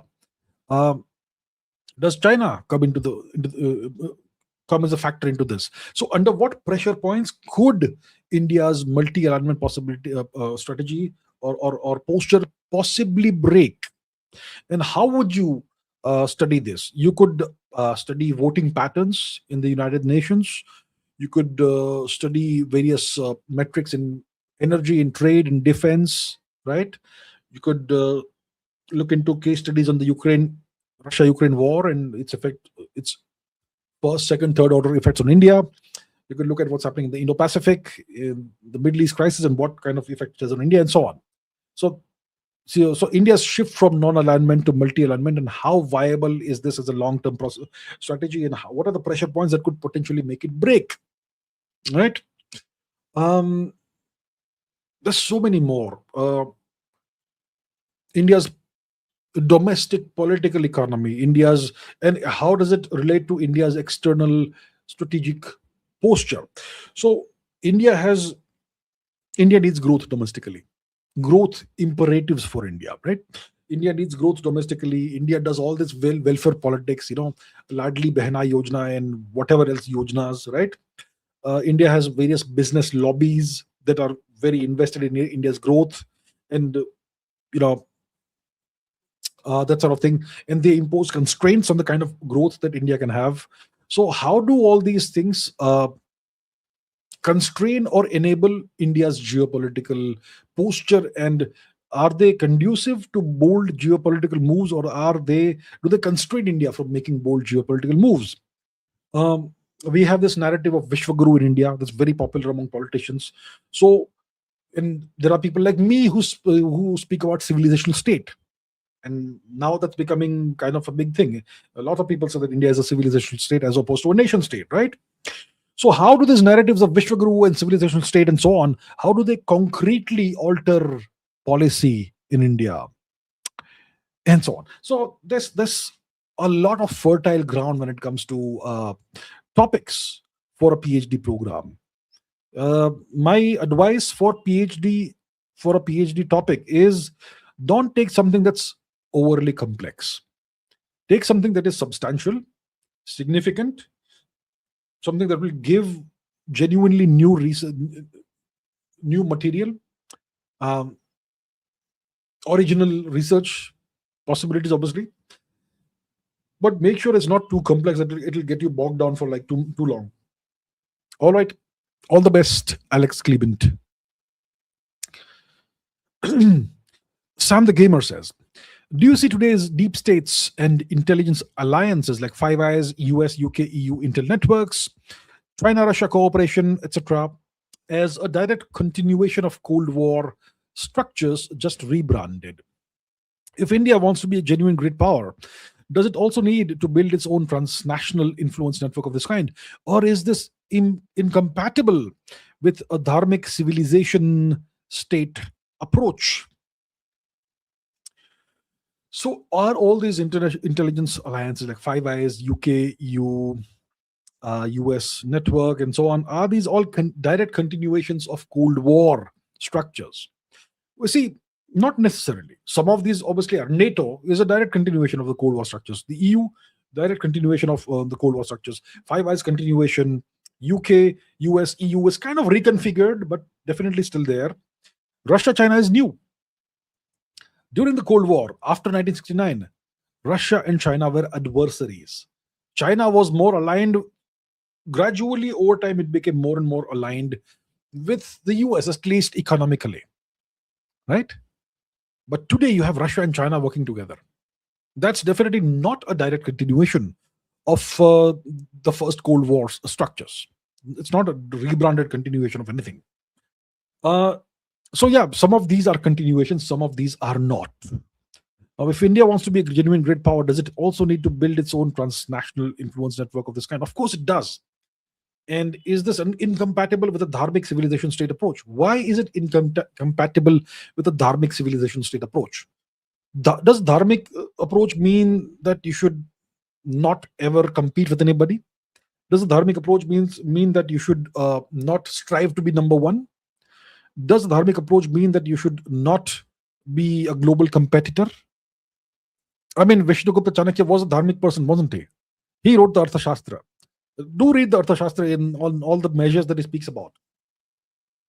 Machiavelli is a child compared to Chanakya, right? When it comes to, for example, the Kushan Empire, they were dharmic, right? I mean, they expanded across the whole of Central Asia. They were massive. The Kushan Empire was massively expansionist. It did build its own transnational influence network, didn't it? How is that dharmic? The Mauryans did the same thing. The Guptas did the same thing. The Cholas, they vassalized the whole of Southeast Asia, and they were dharmic. So nothing of this sort is incompatible with a dharmic civilization state approach. I think we have forgotten what dharma is. We have no idea what dharma is. This is the problem in India today. The education system has deracinated everybody. Nobody even knows what their own culture and religion is. Dharma doesn't mean you are a mute observer of what's happening in the world, a non-participant, right? It's completely compatible with the dharmic civilization state approach. No question about it. We have to win. And there's nothing wrong with winning. Okay, Mary Kane. Good to see you, Mary. Mary Kane says, ancient original concept, trade route, rob trade route, secure trade route, current situation, gateway space station, Earth to moon transfer corridor for L2, NRHO, secure satellite communications and mission systems, future path to cybersecurity, math and physics, BTech in computer science or electronics, infotech, avionics, cyber skills, Linux, Python, TIA security, ethical hacking, internship with with ISRO and or other private space tech firms, practice Wireshark, Nmap, Metasploit, Purple Revolution. So the question is, considering India's attention to math and physics, traditional dharmic approach to observation without judgment, cool analytical resilience, if you were in transit between the Earth and the moon and something crazy started happening in there, maybe something goes wrong, who would you call for space, cybersecurity, or security? My first thought would definitely be India. Okay, if something goes wrong, okay, let me remove this so that my face is visible. See, if I were if I were in orbit, if I were in transit between the Earth and the moon, okay, let's say I'm returning from the moon and something goes wrong, who would I call for security? Who would I call to solve my problem? And Mary says her first thought will be with India. Look, if I were in transit between the moon and the Earth, let's say I'm returning from the moon in a spacecraft back to Earth and something goes wrong, who do I call? Who do I call? I call my space agency. If I'm on a NASA spacecraft, I call NASA and tell them something's gone wrong, fix it. Help me fix it. You can't fix it. I'm over here. I've got the tools. Tell me step by step how I can fix the problem. First, identify the problem and then fix it. If I am on a SpaceX spacecraft, I call up SpaceX headquarters. If I am in an ISRO spacecraft, I call up ISRO headquarters. If I am in a Roscosmos spacecraft, I call Moscow or Baikonur or wherever it is. So who do I call depends on which agency has made the spacecraft I'm traveling in. If I am on a SpaceX spacecraft and I call the Chinese, they will not know how to solve my problem. If I'm on an ISRO spacecraft and I call up Houston, NASA, they won't know how to solve my problem. So I have to call whoever has designed and built the spacecraft I'm traveling in, right? That's the straightforward answer. In the past, obviously, India was very, very, very technologically and scientifically advanced. But unfortunately, today, that is not the case. Not the case. That's the unfortunate situation India is in today. It's a cyclical thing. There are cycles that civilizations go through. You have rises, you have rise and fall, rise and fall, rise and fall. Right now, India is in that phase where India has kind of fallen. India has a lot of rising to do thus far, and we are not even getting started yet, I would say. Okay. RTX99 Army says, Shubha Sandhya sir, Shubha Sandhya to you as well. I'm a student with history as elective subject in the course that I've opted in, and in one instance I've stumbled upon a question. Analyze the debate of various historians regarding the Aryan picnic invasion theory, migration theory, whatever they call it, and its authenticity is explicitly mentioned in the book, in the textbook that you're studying. Also, this is NEP 2020, National New Education Policy 2020 updated edition book, and it rants pure hatred at Sanatan Sanskrit, the Indian civilization, by stating it as of Aryan influence on our society, by calling those as Brahminical texts and devoid of Vedic origin. Please pick this. See, like I've said, the New Education Policy 2020 is not going to solve any of the problems that ail India's education system. A lot of people, whoever they are claiming this solves all the problems and now India is a Vishwaguru education system. That's BS. It doesn't address any of the problems that plague the core issues that plague the Indian education system. Okay. Does it address any of the corruption? Does it address the issue that your teachers, the vast majority of your teachers and professors are incompetent? And worse than incompetent, corrupt? Does it address the issue of the coaching classes mafia? Does it address the issue that of students having to memorize things instead of understanding and conceptually understanding anything? Does it address the issue that in the education system of India, the academic staff and non-teaching staff are the real stakeholders, not the students and their parents? The new education policy addresses none of the core horrible issues that plague the Indian education system. It's a joke. It's a cosmetic makeover. It's like putting lipstick on a pig. That's what it does. And here we have another interesting, unfortunate revelation. So Indian civilization has Aryan influence, right? So people like me are descendants of Aryan invaders, right? Essentially, that's what it says. We aren't indigenous. Indigenous people are Adivasis. They are indigenous. Everybody else is invaders. And it uses this term Brahminical texts. So when you this term Brahminism and Brahminical texts, it was invented by people like I forget the name of the guy. About a century ago, R.C. Majumdar. He used the term, right? Brahminical texts and whatnot, Brahminism. So it kind of, this term kind of implies that the Brahmins ruled India. And they had imposed some special religion on India, which is different from other. So it's about creating more and more divisions within Indian culture, civilization, and religion. And that's what the NEP 2020 textbooks also do, right? Brahminical texts. Brahminical texts. So what can I say? There is no serious effort being undertaken to clean up and reform the Indian education system. It's just pure garbage. And as long as this continues, this country, I don't see what future it has. Anyway, thank you for letting us know about this. Amisha Mishra says, I am an Indian living in colonized India in the 17th century, hypothetically. Why do I have less of a chance of getting shipped to the West as a slave while my African counterpart is more likely to be shipped as a slave, to be a slave in the Western world. Well, one issue is geography. Let us go to the map. Okay. So here's the map. Okay, we are here in India. If you were to be hypothetically shipped off as a slave to the West, then you would have to be taken from India. And, you know, the Europeans did not have the kind of slavery that the Americans had, right?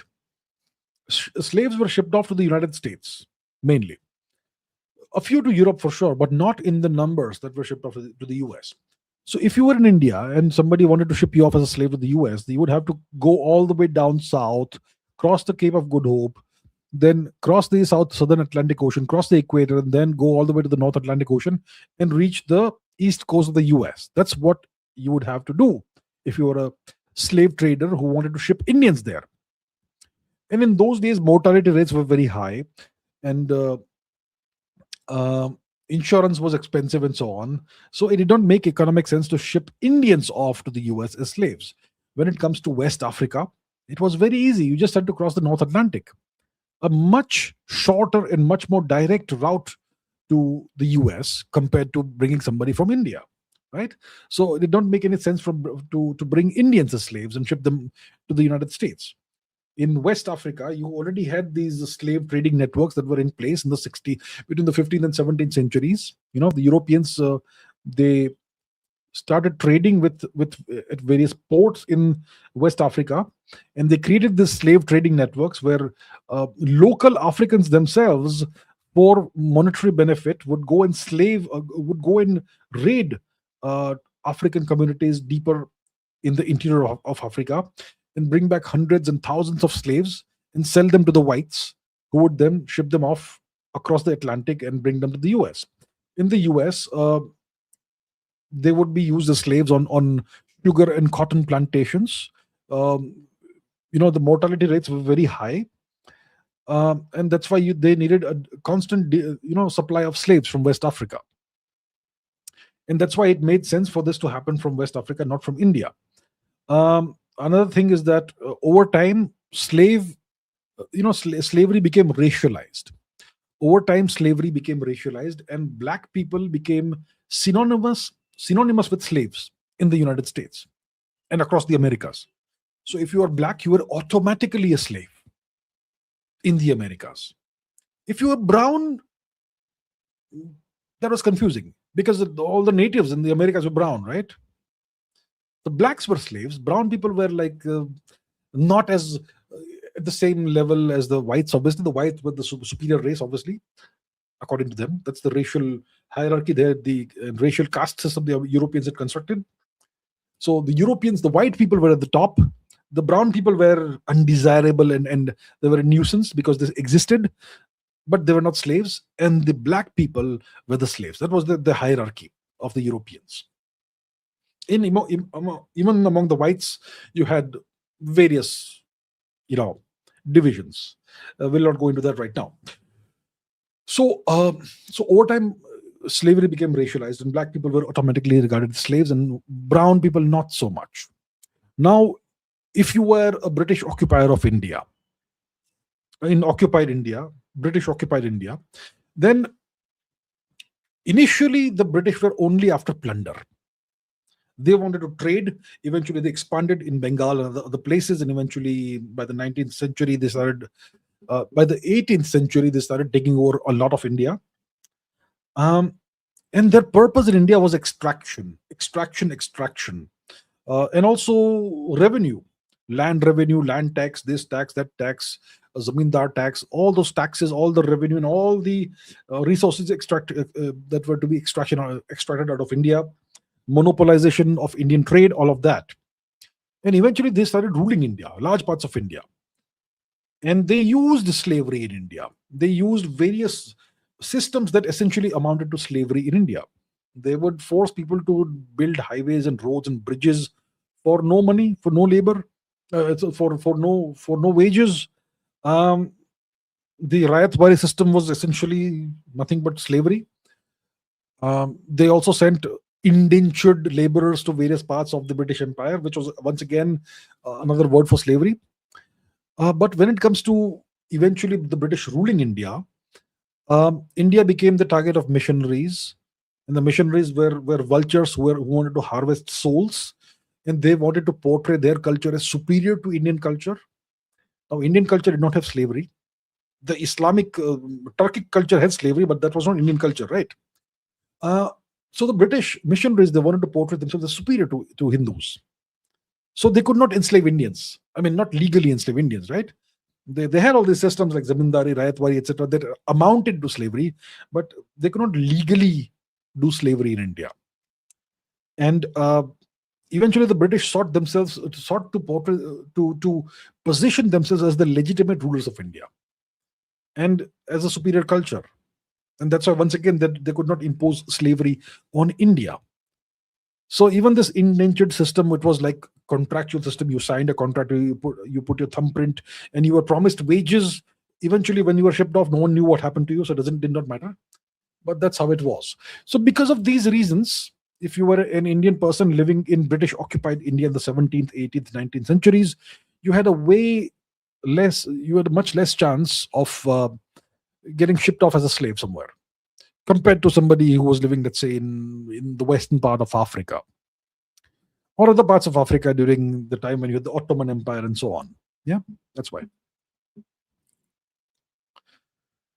Nirvana Shanks says the Gupta Empire is often called the golden age of India. What policies in science, arts, and governance contributed to this prosperity, and could modern India replicate any of these? Thank you for your attention to this matter. Yes, so the Gupta period is called by a lot of historians as the golden age of India. It's not like it was the only golden age, but yeah, it's kind of become a cliche that the Gupta period was a golden age of India. The Gupta period is somewhere in the middle of the first millennium AD, right? And the Gupta Empire emerged out of Magad, out of Patliputra, which is present-day Patna in Bihar. And eventually the Gupta Empire ruled the whole subcontinent and beyond the subcontinent, parts of Central Asia and so on. So what were the policies that the Gupta Empire had that contributed to this prosperity? Science and talking about science and arts and governance and so on. What are the policies that we had? So during the Gupta period, as with other periods in India, the government of India, the Gupta government of India, endowed educational and research centers with state funding. Okay. So what kind of educational research centers? Schools, temple schools, monasteries, universities like Nalanda, Takshila, and so on. What kind of endowment? The government would give land grants. They would give fixed monthly or yearly revenues, and they would give autonomy. So land grant means the university gets its own land, certain number of villages. All the revenues of those, let's say 10 villages, will be used for the upkeep of the university, plus possibly yearly revenue from the government, plus autonomy. So because of this, you had the creation of a class of scholars who did not have to depend on anybody financially, economically. The university did not have to depend on anybody economically. It was autonomous. It had its own revenue, plus it got more revenue from the government, right? So because of this, you had all these scholars who could focus their entire existence, their entire life on teaching whatever it is that they were experts in, whether it is mathematics, astronomy, medicine, whatever, right? So that was fantastic. That's a great policy that you have. When it comes to so there is science and also philosophy and all the academic disciplines.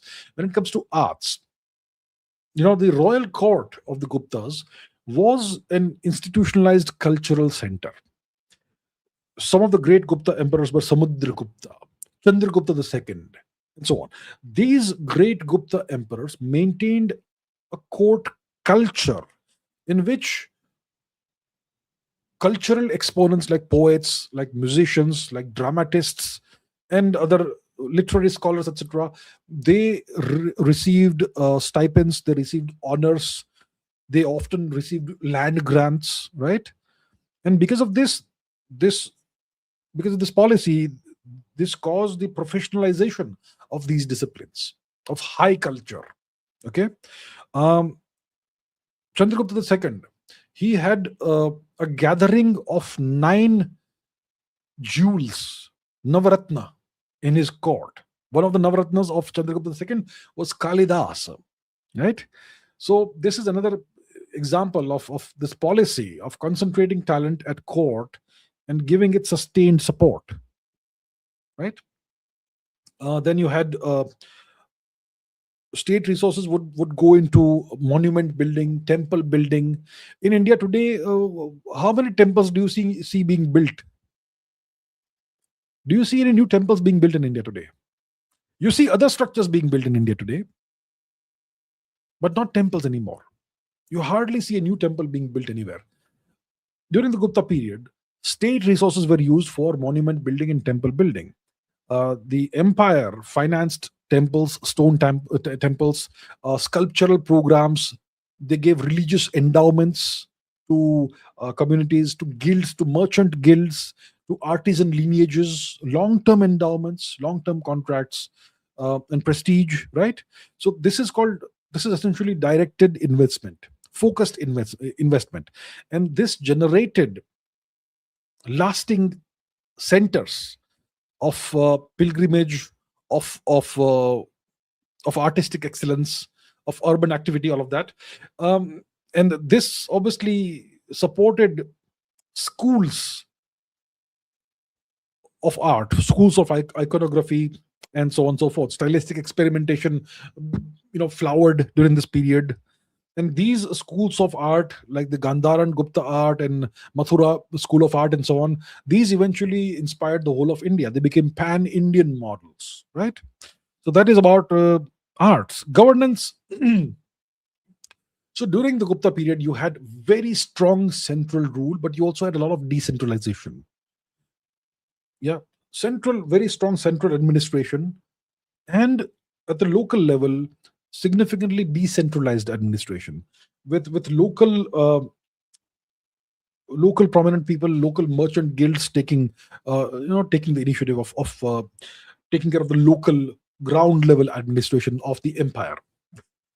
So you have a strong monarchy, a strong central system, which take care of the geopolitics of the military, of the defense of the empire, and so on. But you have a lot of autonomy given to provincial officials, a lot of autonomy given to village assemblies, a significant amount of autonomy given to merchant guilds. So these low-level structures, ground-level, grassroots structures, managed localized justice. They managed local trade rules. They managed the local infrastructure with obviously financial support from the empire, from Patliputra or Mathura, wherever it was eventually, right? So this caused a great flowering, efflorescence of trade and so much more in the empire, in India. This encouraged long distance trade. It made it easier for surplus money to be reinvested in infrastructure, in roads, irrigation, temples, civic buildings, so much more, right? So it was a very good system, and that's the kind of system we had for the longest time in India. Decentralization plus strong centralization whenever you had great empires, and that's what the Gupta empire also did, and it was fantastic. So can modern India replicate any of these things? In a democracy, we can't replicate any of this. Won't work in a democracy. You'll need a return to dictatorship for this to happen. Imperial dictatorship. So yeah, that's kind of some of the policies. There's so many more policies that you can speak about from the Gupta era, but that will take hours. So yes, a little bit of science, arts, and governance. Amisha says, why is South Africa the only African country where the population of white colonizers and their descendants remained throughout the 20th century and even after the 20th century? So South Africa is kind of exceptional, isn't it? in the terms of uh, the colonizers remaining after decolonization, right? When you look at nations like Mozambique, when you look at Angola, when you look at Zimbabwe, Kenya, etc., a lot of a significant portion of the colonizers' population left after decolonization. When it comes to South Africa, I think it's at least 5 million white people still live there. So South Africa is definitely exceptional in this case. So why is that? So first of all, the colonizers' roots, the settlers' roots go deep in South Africa. South Africa was colonized by Europeans, Dutch primarily, eventually the English also. So it all begins in the 17th century. So it's centuries old. And these people, they set down deep roots in the land, and they develop their own distinct identity, which is no longer purely European. It's the Afrikaner identity. They have their own dialect of Dutch, Afrikaner. And yeah, so their entire identity is distinct from the English or Dutch identity. That's one of the causes. The roots go so deep in South Africa. And unlike the other countries in Africa that decolonized, for example, Algeria, you had a war of independence, a brutally violent war of independence in Algeria. And all white people were essentially expelled from Africa, brutally, through force, as a consequence of Algeria winning their war of independence. When it comes to various other African nations, Tanzania, Uganda, Kenya, and so on and so forth, Zimbabwe, you had, essentially the colonizers being forced off, right? In Zimbabwe, you still have a significant non-negligible white population. In Botswana, which are the African nations? Let's take a look at the map. Botswana, Namibia, you still have white populations. Zimbabwe, you have a reasonably visible, non-trivially small white population. Kenya, you have a very few white people now, and so on. But South Africa, yeah. So in all these other nations, there was a violent overthrow of colonialism, more or less, not entirely always the same, but yeah.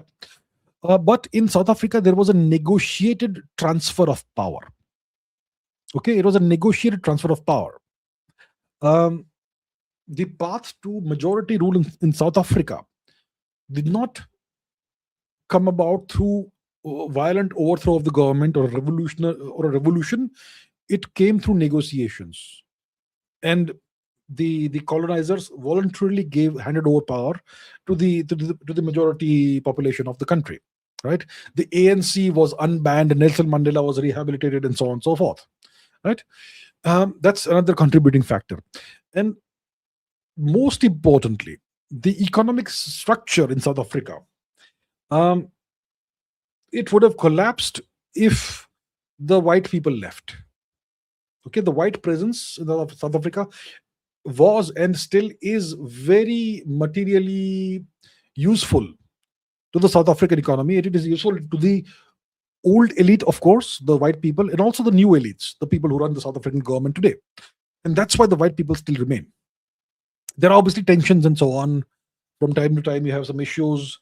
Elon Musk keeps complaining that there is a genocide of white people happening in South Africa. I'm not sure how true or false that is. I haven't looked into it. So there are obviously issues, but the white population is still central in some ways to the South African economy. And they have very deep roots in South Africa. And now you have white people marrying black people, and also eventually after a few generations, it may not be an issue anymore, possibly. So that's why South Africa is an exception among the African countries, in the sense that their white population more or less remained intact after the transfer of power. Krishna of the Surinamese Netherlands says, were the Yavanas or the Yonas actually Greeks? And is it true that they were related to the Kambodjas? I have heard and read that both races and ethnicities were actually degraded or fallen Kshatriyas from northwest Bharatvarsha. What's your view and opinion about this? Okay. Um, the Greeks, the Yavanas, the Yonas. So in Indian literature, ancient literature, we speak about the Yavanas and the Yonas, right? That refers to the Ionian people. Ionian people. So what do I mean by the Ionian people? Let's go to the map. Let us open the map. And if we go to the Mediterranean region, okay, well, this is the Aegean Sea here, this region. And then here, you have the Sea of Crete. Where's the Ionian Sea?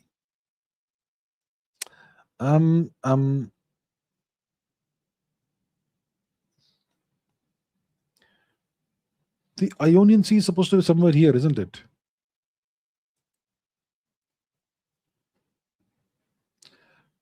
Okay. Let me just search for it. Ionian Sea. Oh, it's here. Okay. The Ionian Sea. Okay, I was looking at in the wrong place. It happens sometimes. This is the Ionian Sea. It's between Greece and Italy, essentially. And these here are the Ionian Islands. Okay. So when we speak about the Yavanas, we are speaking about the Ionians, the people who lived in this region. That's what we speak, whether it is Yavanas or Yonas. We are referring to the Ionians.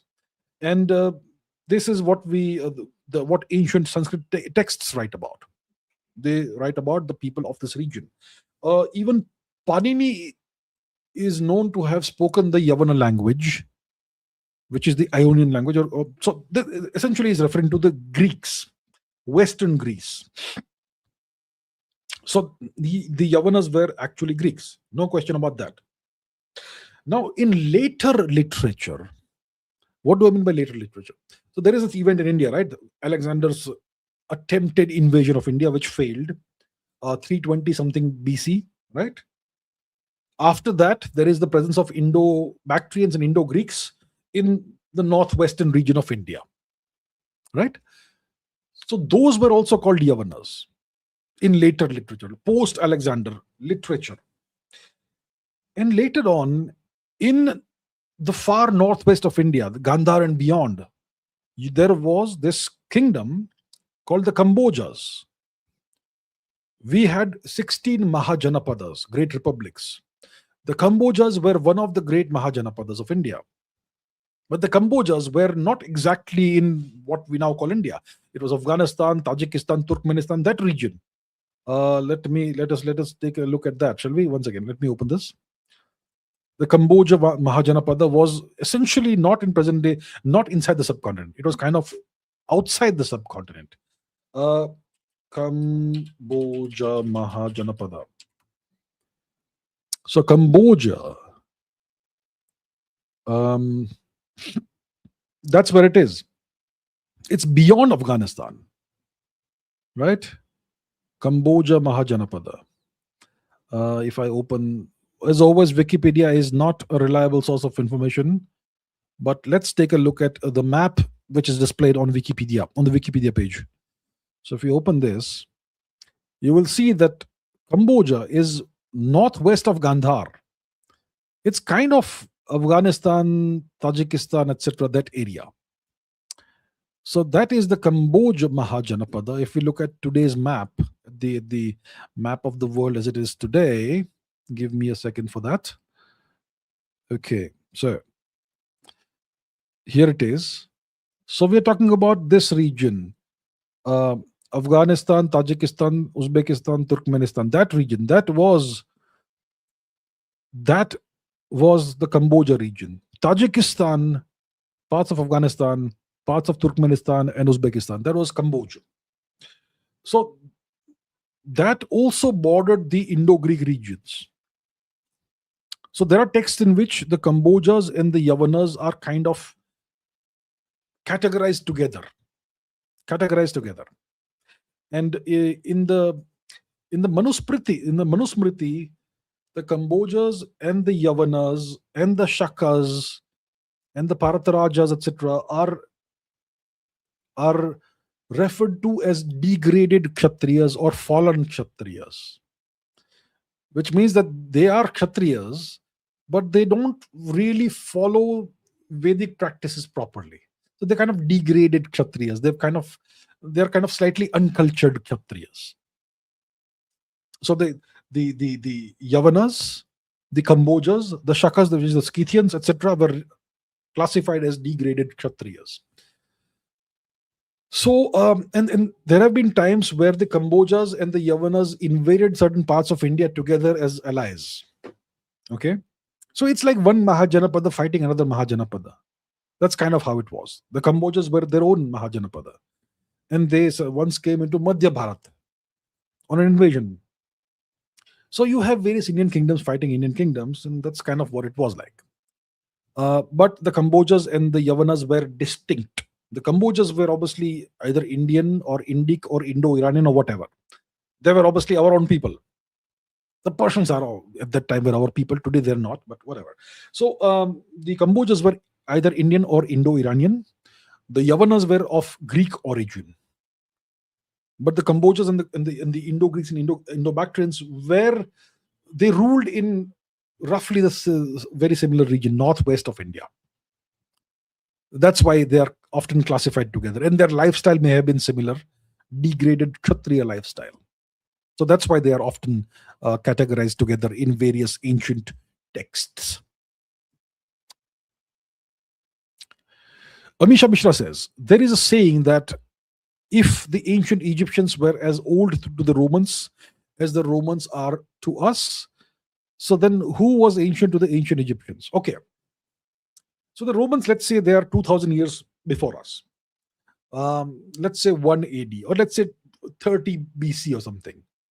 That's the Roman Empire. When was the Roman Empire at its peak? At its peak, 1st century BC to 2nd century AD. Around that time, the Roman Empire was at its peak. So that's roughly 2000 years before today. So the Romans are 2000 years older than us, let's say. Now, the beginning of unified Egypt is about 3000 BC. So that's 3000 years before the Romans. So if the Romans are ancient for us, 2000 years older than us, then unified Egypt was 3000 years older than Rome. So it is more ancient to the Romans than the Romans are to us, actually. But the question you're asking is, in that case, who was ancient for the Egyptians, to the ancient Egyptians? So there's many answers to that. Ancient Egypt, let's say it's 3000 BC. Well, 3000 BC is what they call the mature phase of the Saraswati Sindhu phase of Indian history, right? The mature Saraswati Sindhu culture, which is Indian culture, obviously. That's 3000 BC. So that was contemporaneous with ancient Egypt. Let's say the beginnings of ancient Egypt are 5000 BC. Well, the beginnings of Saraswati Sindhu, of the Harappan phase of Indian history, is what? 8000 BC. Right? It's around 8000 BC. That's 10,000 years before today. So who was ancient to the ancient Egyptians? It was us. It was us. There's obviously Göbekli Tepe, but Göbekli Tepe, it's about 11,000 years old, that archaeological site. But it's like 2-3 archaeological sites in just one small geographical area. It's not thus far the evidence of a proper civilization. Clearly it was old and so on and so forth, but we don't know who the people were and what their beliefs were and what civilization were they part of, if they were part of some civilization. So Göbekli Tepe is old, but it's not really part of some civilization that we know of. When it comes to the Saraswati Sindhu phase of Indian history, it's part of our civilization. And its origins, its archaeologically attested origins go back about 8000 BC. Roughly. That's about 10,000 years before today. So it was ancient even to the most ancient of Egyptians.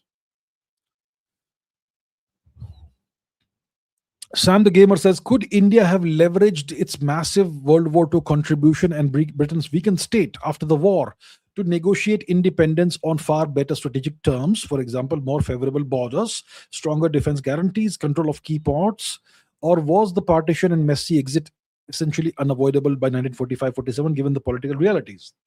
See, it's like this. 1945, Britain is destroyed by the war. Okay? Britain is in shambles. It is in ruins because of the war. Second World War. It's ended. In India, there's no damage. We lost a couple of million soldiers fighting for the British, sure. But in 1947, in 1945, 46, the Indian Navy was the most powerful navy in Asia. The Indian Army, the British Indian Army, was the most powerful military force, land-based force in Asia. The Indian Air Force was the best air force in Asia. We had a few British officers who commanded millions of Indians. Now you're talking about negotiating independence. Negotiating means diplomatic talks. Now, if you have learned anything from me, you would have learned this, that diplomacy is war by other means. Diplomacy works when you have leverage. What leverage did India have on the British?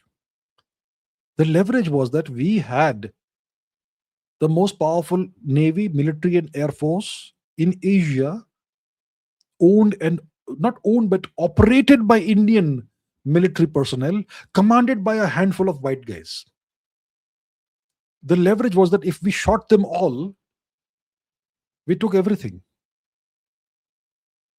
That was the leverage we had. My question is, was there any need to negotiate anything at all? All Mr. Gandhi had to do was to give a direct order to the Indian military personnel. Shoot all your British officers and take control. It would have taken less than a day for India to become independent. That's all it would have taken. There was no need to negotiate anything. Imagine the opportunity Mr. Gandhi had. Give one, everybody would have obeyed him, right? People worshipped him as a Mahatma. All he had to do was say one thing. Shoot them all. Shoot all your British commanding officers. Shoot them all. In hours, India would have been free, with the most powerful navy, military, and air force in Asia. Why do you need to negotiate anything when you have this? Why? You know how you enslave an elephant? You put the slave mentality in his head, right? So even when he is huge and massive and can crush you just like that, like an ant, he won't do it because he has got the slave mentality. How do circus trainers enslave lions? By whipping them from the time they were little cubs, so that even when they are huge and massive and monstrously powerful, they'll still act like frightened cats. That's the Indian slave mentality, which still exists today, by the way. Which still exists. Why was there any need to negotiate anything? All Mr. Gandhi had to do was to issue the order, issue the command: serve your motherland, serve your nation, shoot all the white guys, shoot the British, shoot them all, take back your independence. It would have taken a matter of hours. Do you remember the 1946 naval mutiny? The Navy mutinied. The British lost control of the entire Indian Navy, bar 2-3 ships. And who ended the mutiny? Mr. Gandhi and Mr. Patel. That's why we are where we are today. Okay. Amisha Mishra says, why did Aurangzeb try to enforce Sharia law on Hindus but also spent years fighting against Muslim states in the Deccan? Was doing both at once a strategic error? Aurangzeb wanted to rule the whole of India, the whole of the subcontinent. There were some Muslim nizams and whatnot who were independent, who refused to be Aurangzeb's vassals. So Aurangzeb wanted to crush them all. So he wanted to have the whole of the subcontinent under him and then impose Sharia on everybody across the subcontinent. That's what he wanted. It was not a religious matter in this sense. Him fighting the Muslim rulers was not a religious matter. It was a geopolitical matter.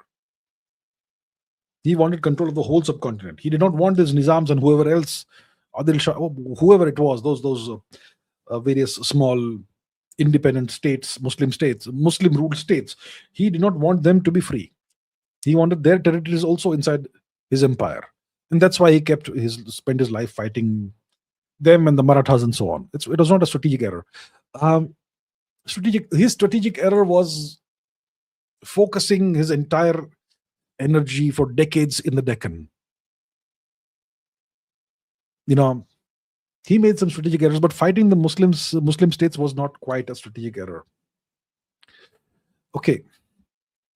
Sam the Gamer says, how do you assess Subhash Chandra Bose's decision to align with the Axis power strategically, not morally? Was it a realistic path to Indian independence or a geopolitical dead end? It was strategically correct and morally correct. My enemy's enemy is my friend. That's the logic. And morally, he was fighting the enemies of the occupiers of India. So it's morally correct too. Bose's decision to align with the Axis powers was a gamble, a logical gamble, kind of desperate. Because see, why am I saying desperate? Because he was aligning himself with Japan. He would have known what the Japanese were like, what the imperial Japanese were like, what the post-Meiji Japanese empire was like. Brutal, absolutely brutal. And he would have known, what they intended to do with India also. But he would have gambled that, if I leverage the Japanese support until I conquer India, then I can turn the Indian population against the Japanese when required, that sort of thing. So it was a gamble, a desperate gamble. There was nothing wrong with it. It was strategically correct. It was also morally correct. It was the most realistic path to Indian independence that he had. In 47, what we got was not independence. It was a transfer of power from one set of crooks to another set of crooks. That independence we got is illusory, because the structures, institutions of the British Empire have continued, and they still continue today. It's not really independence. You think it's independence because you are mentally enslaved. So Subhash Chandra Bose was doing the right thing. Didn't work out for him, but he tried. He put his life on the line. He paid with his life. True son of India. Okay, that brings me to the end of the questions I had selected for today.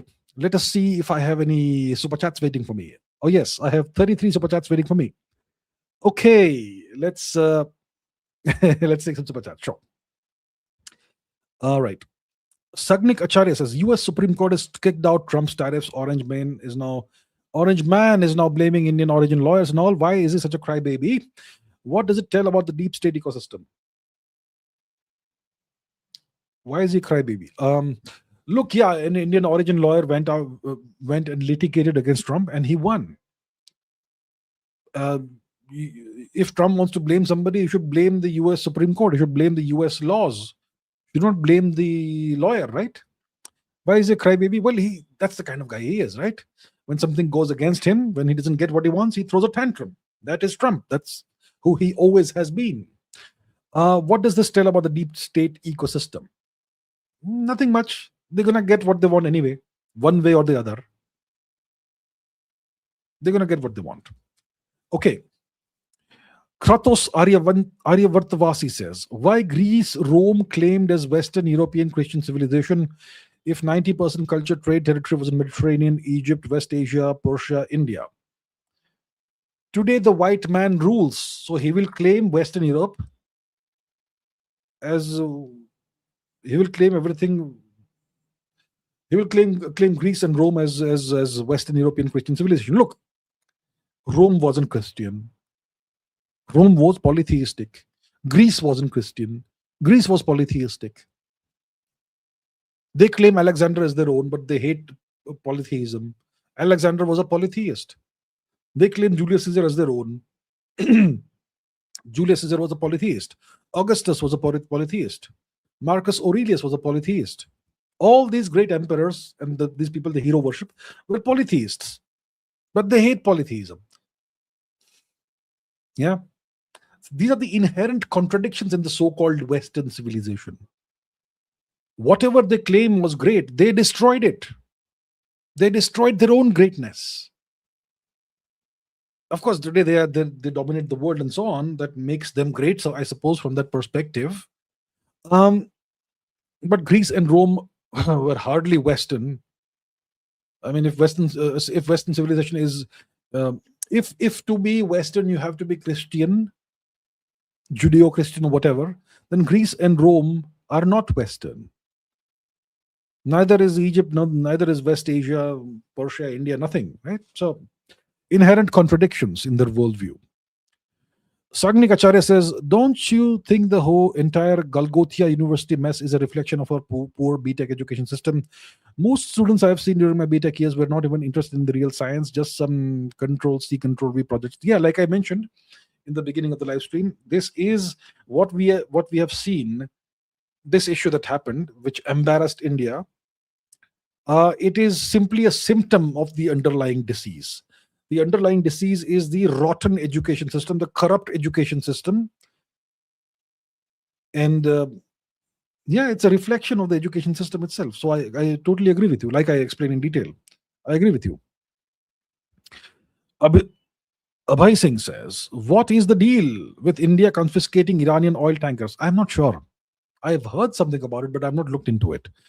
India confiscating Iranian oil tankers. Is India doing the US's bidding? Is India doing what America is telling us? That's a question that is an open question.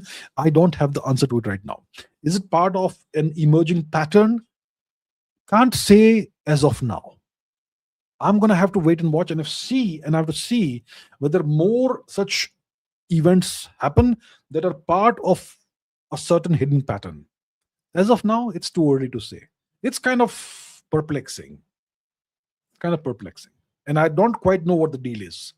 Until a proper pattern emerges, I will not be able to say exactly what the real deal is. So I can't say as of now.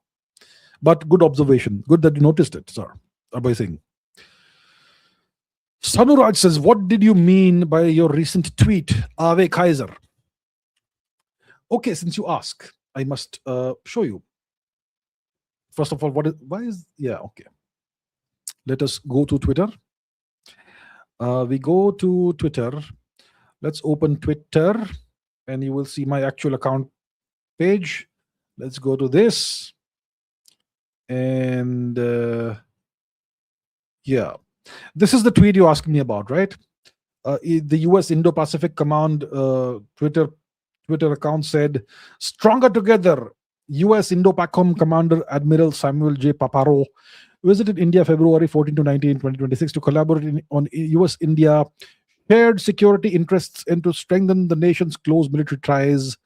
And they put out these pictures of the guy sitting in a Tejas fighter plane, Indians showing him the works, and this sort of image where the Americans are center stage and Indians are on the fringes, and this sort of thing, whatever it is, and this as well.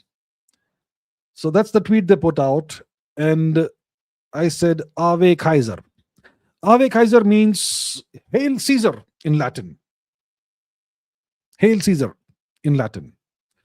So it's simply a commentary on the Americans seeing themselves as the Julius Caesar in the Roman Empire of the world. It is not quite a commentary on India becoming a vassal state yet. It's too early to say that. But yeah, it's a commentary on the Americans, behaving like a modern day Roman Empire. Seizure says, is modern day China pure Arthashastra? Well, they are way more Chanakyan than India for sure.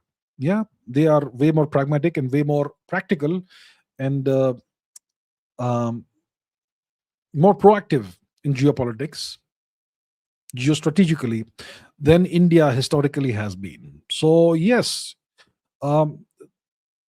is it pure? Are their policies pure Arthashastra? No, they are also. They also derive a lot of their playbook from Sun Tzu, The Art of War, which is a book of tricks, which is a book of stratagems, not strategy, or it's not strategy, it's stratagems. But yeah, their policy is legalistic and Sun Tzu-ish, more than Chanakyan. But yes, they play the game of geostrategy uh, much more proactively and much better than India historically has done. Sandy says, with US Supreme Court striking tariffs, should India rework the trade deal? Look, the trade deal hasn't been signed between India and the US. It has not been signed yet. What has been announced is a framework for an interim trade deal, or a framework arrangement for an interim trade deal. So, a trade deal has not been signed. We can certainly now kind of rework it, for sure. We now have some more leverage, like I explained in detail some time ago. We have more leverage. The Trump administration will now operate under more constraints, more legal constraints than it previously did. So it is certainly advantageous to us, and we can try and rework and renegotiate some of the parameters of this trade agreement. Right? It's not become an agreement yet. We haven't signed it yet, but we should certainly push for sector-specific arrangements if possible. Our objective should be to reduce our reliance on the whims and fancies of the American president, the emergency style presidential powers of Trump, right? We should try and shift the India-US relationship, into treaty-based commitments and maybe sector-based commitments. That's what we should do. And this Supreme Court judgment in the US has certainly given us more negotiating leverage. Okay, Sam the Gamer says, Afghanistan and Israel, how somehow sovereign? Please compare the two. Afghanistan's economy is next to nothing. When your economy is so small, you have tremendous constraints that essentially make you non-sovereign. You are tremendously dependent on other countries. And if you're dependent on other countries, like the Taliban is dependent on the US, the US pays the Taliban a weekly stipend of anything between $50 to $100 million in cash. When that is what runs the Afghan economy and government, how can Afghanistan be sovereign? Even if you're not taking a stipend from some other country, let's say you are Mongolia, a small country with big country with a tiny population and tiny economy, you are dependent on so many other countries for everything. When you are dependent on others, you don't have full sovereignty. So Afghanistan, there's no question of sovereignty. Israel, come on. Israel is super sovereign. Israel is super sovereign. Kakashi says, imagine if India chose to become a massive Hindu communist industrial state on the scale of USSR or China, not a US Anglo vassal with caste divisions. Hindu communism. That's really interesting. Hindu communism. Communism means collectivism. Can that work within Hinduism? With caste divisions. So we did not have caste divisions. We had the Varna Jati divisions, which were not divisions, which were occupations. Obviously, goldsmiths and a missile manufacturer will not be the same occupation, right? And let's say your whole family is invested in this thing and it's a family occupation. You're going to have totally different lifestyles and everything. So that's what we had. There was a Varna Jati system. And of course, there were the four rough subdivisions of society, which are the oral Varnas. There was mobility among the Varnas and so on. Hindu communism means collectivism. It doesn't work that way. If you have caste divisions, Varna Jati divisions, you can't collectivize things. But imagine if India chooses to revert to its civilizational roots and all that, would be fantastic. Cullen Kane says, what's a PN junction diode? Oh, that's a blast from the past. A PN junction diode. That's a semiconductor thing, right? PN junction diode. This electronics, a subject I loathed. It's very interesting for a lot of people, not for me. I don't. It's a transistor. Yeah, depending on the current, yeah. I'd rather say you look it up, man. I don't remember right now. PN junction diodes, transistors. Yeah, first year, second year of BSc or whatever. Nothing that ever interested me, so I don't remember right now. Sorry. Maybe I should kind of remember it because it's basic physics. Not really basic physics, but yeah, I'm into pure theoretical physics. This sort of thing was always anathema to me. It's a switching junction of some kind. You apply current, and the whole thing becomes uh, starts conducting. The yeah, look it up, please. uh, Applied electronics. Yikes. Geora TV says, do you think the US possesses some kind of alien technology? Only the US is able to develop tech like the SR-71 Blackbird, F-117, the stealth bomber, B-2, super carriers, etc., while no country, not even Russia or China, are even close. Well, first of all, the Chinese are building super carriers now. The Chinese are building super carriers. When it comes to the stealth technology, well, I'll tell you what. The Horton brothers did it before the Americans. What am I talking about? I'll tell you what. The Horton brothers. Okay? Horton brothers.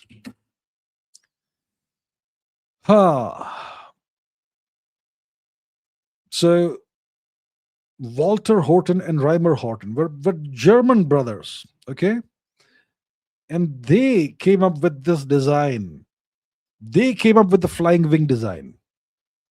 The Americans obviously acquired German technology after 1945, and it's DARPA and the Americans who eventually developed it into the flying wing technology that we have, that these US stealth bombers have today, right? And the Russians also have the Okhotnik. Okay, the Russians also have that. See, Okhotnik. S-20, S-70, right? Here we have it. The Russians also have it. Even the Chinese have various flying wing designs now. It's not some alien technology, okay? So the flying wing design is a German Nazi design from the 1930s and 40s that the US then took forward. And with advancing technology, they were able to make it work. Then the Russians also have it. The Chinese also have it. India also has this DRDO Ghatak thing, right? Yeah. When it comes to super carriers, the Chinese are building super carriers. There are plans to build super carriers that are bigger than the US super carriers. SR-71 Blackbird, incredibly fantastic aircraft, but 1970s technology. It's retired now because of various reasons. So that's about the specific examples you've given. So the question is, do I think the US possesses some kind of alien technology? I don't. I am very, very skeptical about this. The US has the best research ecosystem in the world. They put their money in the right places. DRDO in India was founded in 1958. DARPA of the US was also founded in 1958. DARPA has given the US incredible groundbreaking technology. DRDO, what has it done? Why is it so? DARPA has 150 employees on its payroll. Not a single manager, only 150 employees. Their budget is whatever it is, like twice of DRDO, a few $billion. But DRDO is not like 10 times less funded than DARPA. It's only half as funded as DARPA, which is tremendous. It has a tremendous amount of money. But DRDO has 30,000 employees, out of which 25,000 are non-scientific employees. That's why DRDO gets nothing done, nothing of any significance, nothing groundbreaking. So the US has the right system. They have the money and they put their money in the right place. I doubt if they have any alien technology. They are simply 20, 30, 40 years ahead of everybody else because they choose to be that way. And they put their money in the right places. That's why they are ahead of everyone. Geora TV says, do you think that with silver's increasing demand for its use in advanced technologies, it could eventually reach price parity with gold? I doubt that. Silver and gold is just way more rare than silver. I mean, how much silver is on the planet? How much gold is on the planet? Okay, let's see. How much silver and gold is there in the world? Let's see. Estimated approximately 212,000 metric tons of gold have been mined throughout history. For silver, 1.74 million metric tons have been mined. Okay, so way more silver than gold. Way more silver than gold. So I don't expect silver to ever reach price parity with gold. It's very unlikely, in my opinion. Cullen Kane says, "What do you mean by a power factor and the concept of phase difference, current, and voltage? Why do you mean by voltage phasers like voltage having angles?" I don't remember any of these concepts now. I'm very sorry. This is applied electromagnetics. Uh, it's been too long since I studied this stuff. This was probably during my BSc, and I have never used it after I got out of my BSc. I've never used this stuff. Phase difference, phi. I remember that stuff. Yeah, I mean, I vaguely remember it. Phase difference, current and voltage, voltage phases, power factor. I don't remember these concepts anymore. I've never used it after I left BSc. I went straight into quantum mechanics and other stuff. So this stuff I don't remember. I'm very sorry. You make me feel like I'm giving a viva and I've not studied it all. But no, it's been too long and this has not been ever relevant to my work. So sorry. Giora TV says, is there any way India could render Pakistan's nuclear infrastructure ineffective via cyber warfare, and could Pakistan potentially do the same to India? Via cyber warfare. Well, if Pakistan's nuclear infrastructure is, if the command and control, if it's controlled through the internet in some way, or if it is controlled electronically in some ways, and there is no air, if there is the lack of air gapping or whatever, you could possibly do it, cyber warfare wise. Otherwise, if their warheads are not mated to missiles, and if we know where the warheads are stored, we could take out those locations through massive missile strikes. Yeah. So the key is to know exactly where the warheads are stored. And if you have very fast moving missiles like the BrahMos, then you could take those locations out in a matter of minutes after the launch. So for a BrahMos missile to hit a location in Pakistan, let's say Khyber Pakhtunkhwa, would take maybe 5 minutes after it's launched. That's not enough time to take out the warheads from wherever they are stored and all. So if this can work only if India knows exactly the pinpoint locations of where the warheads are stored. And in case they are already mated to launch systems, then it becomes much more difficult. So overall, it's very, very difficult. And similarly for Pakistan, they would have to know exactly where India's warheads are stored, which is almost impossible because India is so large. Right? India's a gigantic nation compared to Pakistan. How will the Pakistanis know where we have stored or where we are storing various warheads? So it's easier for Pakistan. It's easier for India compared to Pakistan. It's almost impossible for Pakistan to do this. Cullen Kane, electronics. Electronics was the subject I did not ever like. Okay. So I don't remember this stuff. Electronics. I loathed the electronics. Every moment I had to study electronics was one moment taken away from quantum mechanics or something more interesting. So I don't know. I'm very sorry, Cullen Kane. Electronics is not my cup of tea at all. It was for me, it was a waste of my life. It was a waste of my time. Electronics, not the thing for me. Sorry, sir. Giora TV says, could you please suggest a few skills or qualities that one should aim to acquire in their lifetime? It depends on what you want to be and what you want to achieve in life. One skill that will always be useful to you is reading, because reading rewires your brain in a way that other people don't, that other brains don't have. You see, reading takes patience, and reading also increases your vocabulary. Reading broadens your horizons. Reading sharpens your focus. It builds patience. It gives you a longer attention span. One central skill, is reading. The people who run the world, who rule the world, the most successful people in the world are all readers. They read. Today's generations, youngsters today in the teens and all, they can't read a book. They don't have the patience to read one page. That's a big problem today. So one skill is reading. Other skills and qualities and all, well, it depends. It depends on what you want to be, what you want to achieve, and so on. But one thing I will say is, please, if you want to stand out, if you want to be abnormal, not be normal, be abnormal, be different. If you want to be different in today's world, reading is a superpower. Reading it gives you superpowers. So that's one thing I would say. Other skills and qualities, I don't know. Other skills and qualities. Critical thinking obviously is a great skill to have. What else? Other skills and qualities: be strong, be fit, eat well, all that stuff, eat clean, do pranayam, and so on.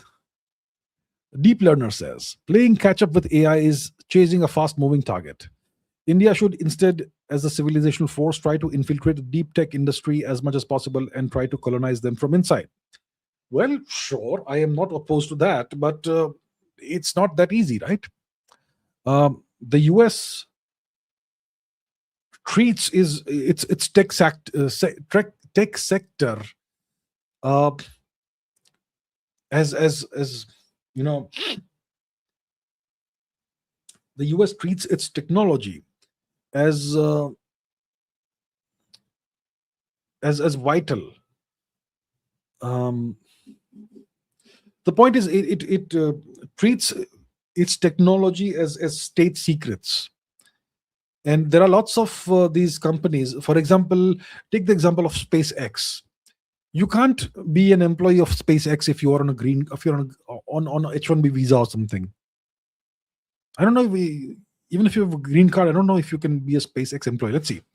Can a green card holder become a SpaceX employee?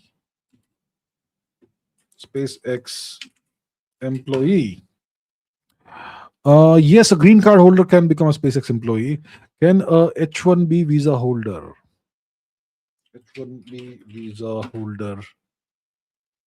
Yeah, very difficult. So there are certain sectors where the Americans won't even allow foreign citizens to work, right? The Chinese have tried all kinds of things and they have been successful in a lot of ways in extracting vital technologies out of the US. So my point is, everything is fair in geopolitics. But for this to happen, India needs the right leadership. India needs to have a clear long-term set of goals and mission. I'm not sure if that is the case. I hope I'm wrong. I hope I'm completely wrong. But what you're saying is I agree with you. But it's very easy to say this, very hard to do it. But I agree with you. Colin Kane says, I'm an electrical engineer. I could sense that. You're an electrical engineer. You're currently in research and design power electronics products, designing a PFC rectifier. Look it up. Vienna continued. Since it has a very complex system, its control algorithm is pretty complex. Continued. Yet ChatGPT generated a working control strategy and code in seconds. Very accurate. Yeah, well, ChatGPT is, if you know how to use AI today, AI will solve so many of your problems. ChatGPT and various other AI systems are very advanced today. You know what they talk about? They talk about one-shotting code. You can just vibe code stuff today, apparently. You just tell the AI what kind of website you want, in a matter of like 3-4 minutes, it will create a whole website for you. And when it comes to these engineering problems, electrical engineering problems and so on, it can give you solutions, strategies, like essentially on demand. Incredibly accurate, incredibly powerful these LLMs are. So imagine how the kind of power that technology gives in your hands. Now the US and China have AI systems that are like 1,000 times more powerful than what you see behind closed doors. The US military has access to military AIs that are way more powerful than the most powerful and expensive AI system available to the public. What's the most expensive ChatGPT subscription? Like $200 a month or something? Yeah, that is the most powerful ChatGPT version, right? That will be nothing compared to the power of the US military's AI. Nothing. So imagine the power that the US has in its hands today. And even the Chinese have such products. And that's how far behind India is in this matter. But yes, what you're saying is absolutely accurate. Died with Prigozhin says, is Ukraine finished forever? Future of Russia and EU. Ukraine's demography is destroyed. Most of their young men are dead. Is it finished forever? It depends. It depends on the outcome of the war. If the war ends soon, then the process of rebuilding Ukraine can begin. Ukraine should be rebuilt. And look, the Ukrainian people are Slavic people, just like the Russians. They are almost the same people as the Russians, right? So I suppose Ukraine and Russia can be reintegrated sometime in the future, and then the demography will be fine. Future of Russia and the EU, we'll see about that. EU doesn't seem to be in good shape now. Europe is going to slowly decline economically the next couple of decades. That much is quite clear now. As long as it is dominated by NATO, Russia, it once again depends on the outcome of the Russia-Ukraine war, and it also depends on the transfer of power whenever it happens from Putin to whoever comes next. So lots of factors that are in play and can affect the outcome. So can't say as of now. Okay, Karan Kane has said normally takes days to design and simulate in MATLAB. Okay, MATLAB. Yeah, the work that you do normally takes days to design and simulate in MATLAB, but ChatGPT can give the answer like that, like in a matter of minutes, right? If you give it the right prompt, if you give it the right context and exactly what you seek to do, ChatGPT can solve the problem for you. Incredibly powerful system, indeed. Died with Prigozhin says, your opinion on the talk of additional S-400 orders by India. I think it's a good idea. The S-400 system is one of the most powerful air defense systems in the world, integrated air defense system. And it's performed really well in Operation Sindoor. And it can also be very useful when it comes to the defense of our northern and far eastern territories. So it makes sense to have more S-400s. If we are ordering more, it means that we have been very impressed with it. Otherwise, we would not order more. So I think it makes sense. It makes sense to have more. Abhishek Singh says, how caste-based regiments formed must be abolished. The British formed these ethnic and caste-based regiments. And then after 1947, the slave-minded Indian rulers continued that. Rajput regiment, Maratha regiment, Sikh regiment, etc. regiment, that regiment, Gorkha regiment. So the British did a great job of dividing India. They classified certain groups of people as martial races, and they classified certain groups of people as criminal tribes or something. They did a great job of dividing India, and they named various regiments after these castes, right? Now we have Naga regiment. We have continued the same policy. So if you can have a Naga regiment, why can't you have an Arunachal regiment? Why can't you have a Manipur regiment? Everybody will then ask these questions. If you can have, let's say, a Sikh regiment or Garhwal rifles, why do you have to name regiments based on castes or ethnic groups or regions? The Romans never made this mistake. They gave their legions numbers. So I think it's not a good idea. Just because it's a tradition that has come from British times doesn't mean it's a good tradition. I would say this should be abolished. But will the government of India abolish this? I don't know. I don't think it's a good idea at all to have this. Abhay Singh says, why do you think we'd be unstoppable after 5 years? Wouldn't they just vassalize us 5 years later? What can change in 5 years? In 5 years, India can become a very powerful nation. In 5 years, if we really get our act together, we can double our GDP. In 5 years, we can become a very dangerous military. In 5 years, we can acquire, let's say, 200 more fighter planes, maybe 20, 30 more ships, and we can develop technologies for better missile systems. Maybe in 5 years, we can create a stockpile of, let's say, 50,000 missiles. So we can do a lot in 5 years. Once you reach a certain stage of your economy and military power, it's very hard for the others to vassalize us. In 5 years, we can potentially become the most powerful force in the Indian subcontinent, more powerful than the US presence in the subcontinent. It's possible. So 5 years is a rough estimation. It could even be 10 years, but it's possible in 5 years. And that's why I say it will be hard to vassalize us after 5 years. If we remain independent and sovereign for 5 years, then we'll become possibly unstoppable. Yep. Okay. ePublic of India says reduced oil imports from Russia. Step back from Chabahar port.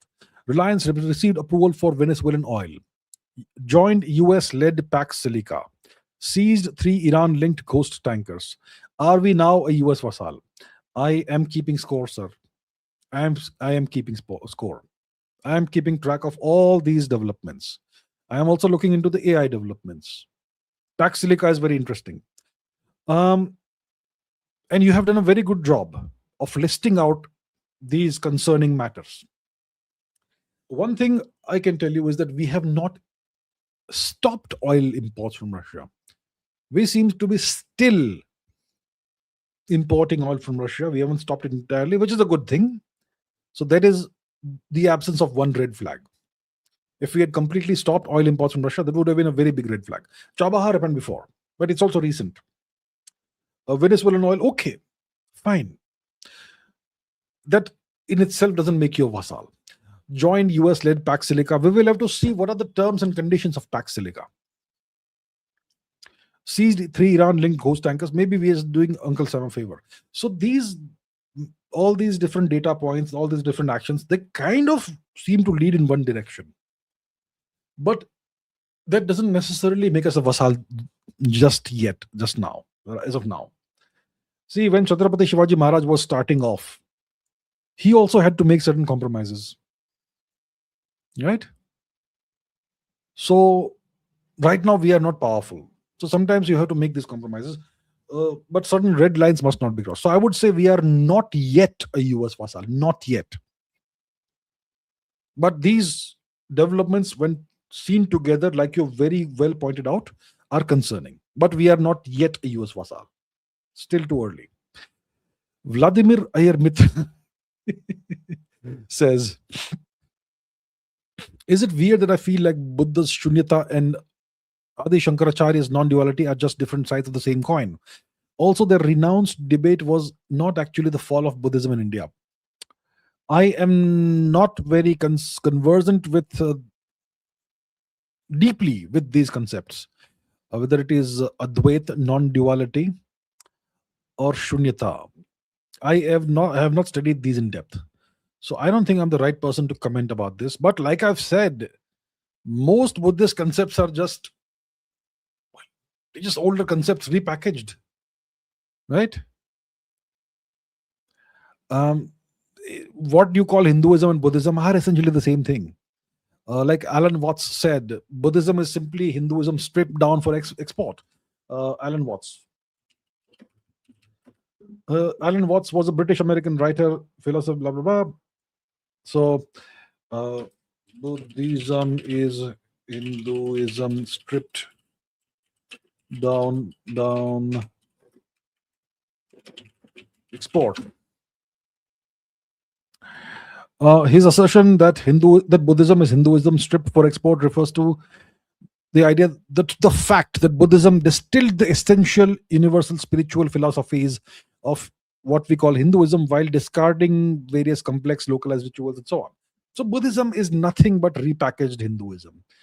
stripped down for export so that non-Indians could understand it better. That's it. That's what it is. Dark Side of the Moon says, study guide. Why weak Pakistan shows zero fear of India's navy and missiles, sustains terror 2611, humiliates 7 jets. Humiliates 7 jets. Well, that's interesting. Is it bad tech, terrain? Why no real deterrence? So this claim of 7 jets humiliated, that's in my opinion, BS. Okay. Why does Pakistan operate with impunity and not show fear or whatever? First of all, they have nothing to lose. They are a ruined nation, sadly, and they have plenty of cannon fodder people. The people who rule Pakistan, they don't care about their people in their nation. They don't care if India guns down 50 terrorists who are trying to infiltrate or cross over the border. They don't care. Those people are cannon fodder for them. If there's a war between India and Pakistan and India, let's say 10,000 Pakistani troops are killed fighting India, the Pakistani generals don't care. And lastly, they have the support of the superpower, the US, against India. They know the US will come and intervene before Pakistan is destroyed, because Pakistan is important to the US. And Pakistan, so because of these reasons, Pakistan behaves the way it does. I don't agree with this claim that Pakistan shot down 27 or whatever Indian jets. That's BS. But yeah. And also because India historically has behaved like a punching bag. That has also emboldened Pakistan. Now it's not the case. But historically, India has behaved like that. So because of these reasons, Pakistan has historically behaved the way it does and still tries to behave that way. Amol Deshpande says, does the US amplify or suppress certain social media voices to shape narratives? How can Indians tell if influencers are genuinely independent or backed by political or financial interests? Does the US amplify or suppress certain social media voices to shape narratives? Yes, it does. They will. Why not? The social media platforms are American platforms. The US will do whatever it wants. Should we blame them? I would do the same thing if I owned a social media platform. I would suppress all anti-India voices. I would do that. I don't believe in democracy on social media. So the US does that. I don't blame them for doing that. How can Indians tell if influencers are genuinely independent or backed by whatever interests? When you have an influencer who comes out of nowhere and becomes suddenly super popular with 10, 15, 20 million followers overnight, essentially, that's not organic. That's artificial. And especially if they give platforms to deep state voices or whatever. I'm just saying. Not necessarily deep state. I will not discuss Indian politics, local politics, but the same principles apply even in local politics. So yeah, I mean, if you are sensible, you can tell what is artificial, what's not.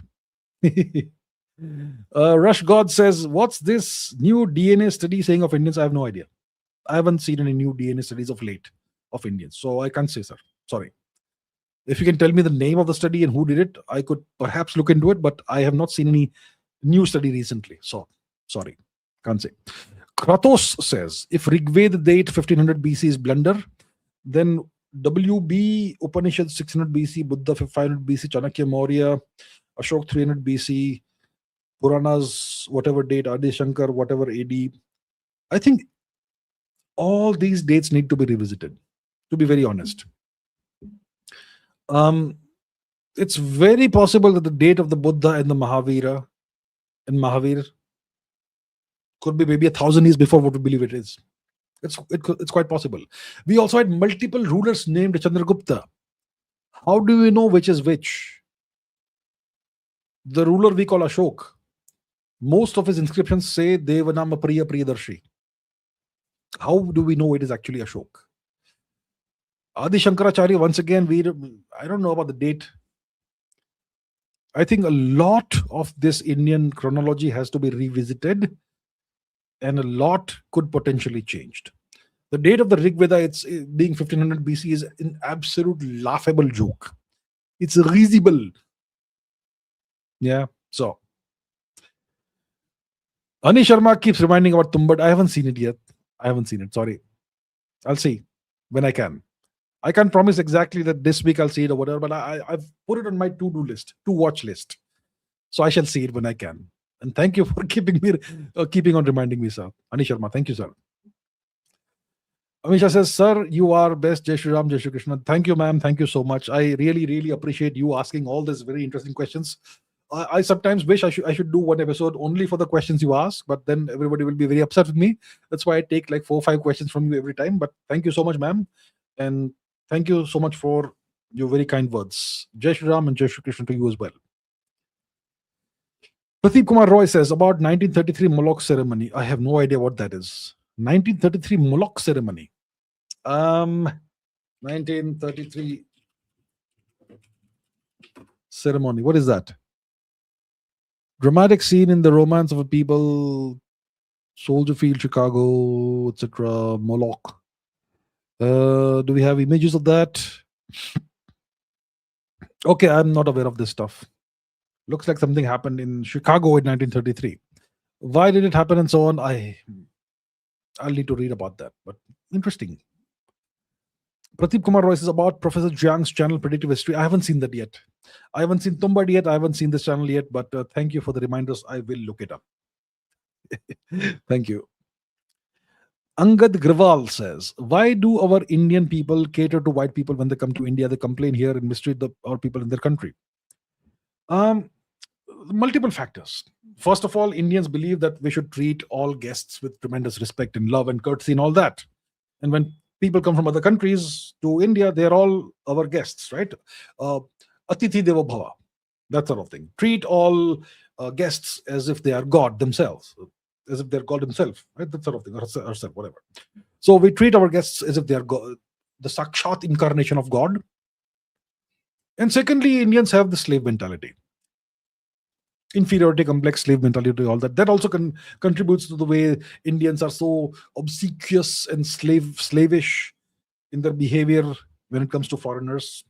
You will see that in hotels, in restaurants, the waiters will treat foreign guests with extreme courtesy and lot of attention, and they will not pay the same amount of attention to Indian guests.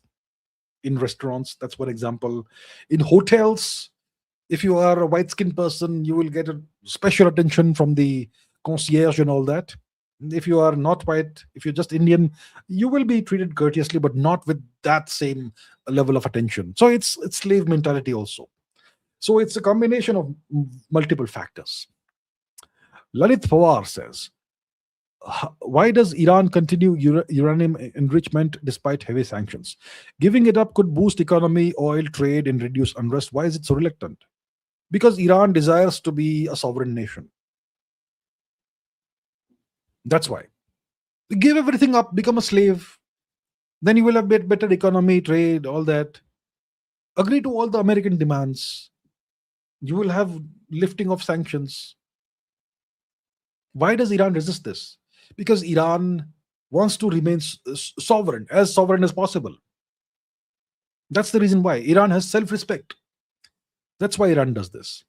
And if Iran can continue uranium enrichment, then they can build up their stocks of fissile material, which can not only be used in nuclear reactors for power generation, they can also be used, if the fissile material is highly enriched, it can also be used in nuclear weapons.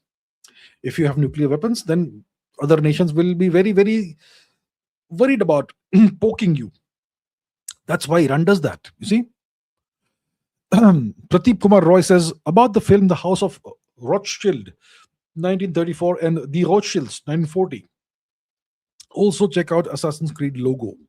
Okay, I haven't seen these movies. Let me check out the Assassin's Creed logo. Yeah. Assassin's Creed logo. What is that? Okay, is that something to do with the Freemasons or something? Looks like that, perhaps. Okay. Interesting. There is hidden symbolism everywhere, isn't there? Looks like that. It's possible. Pritham says, more power to you, sir. Thank you so much, sir. Thank you so much. Sam the Gamer says, I meant Afghanistan can't be arm twisted on Durand border. Well, every nation has some red lines, and the Afghans, the Taliban has some kind of deal with the US, right? The Doha Accord. There will be clear terms and conditions in that.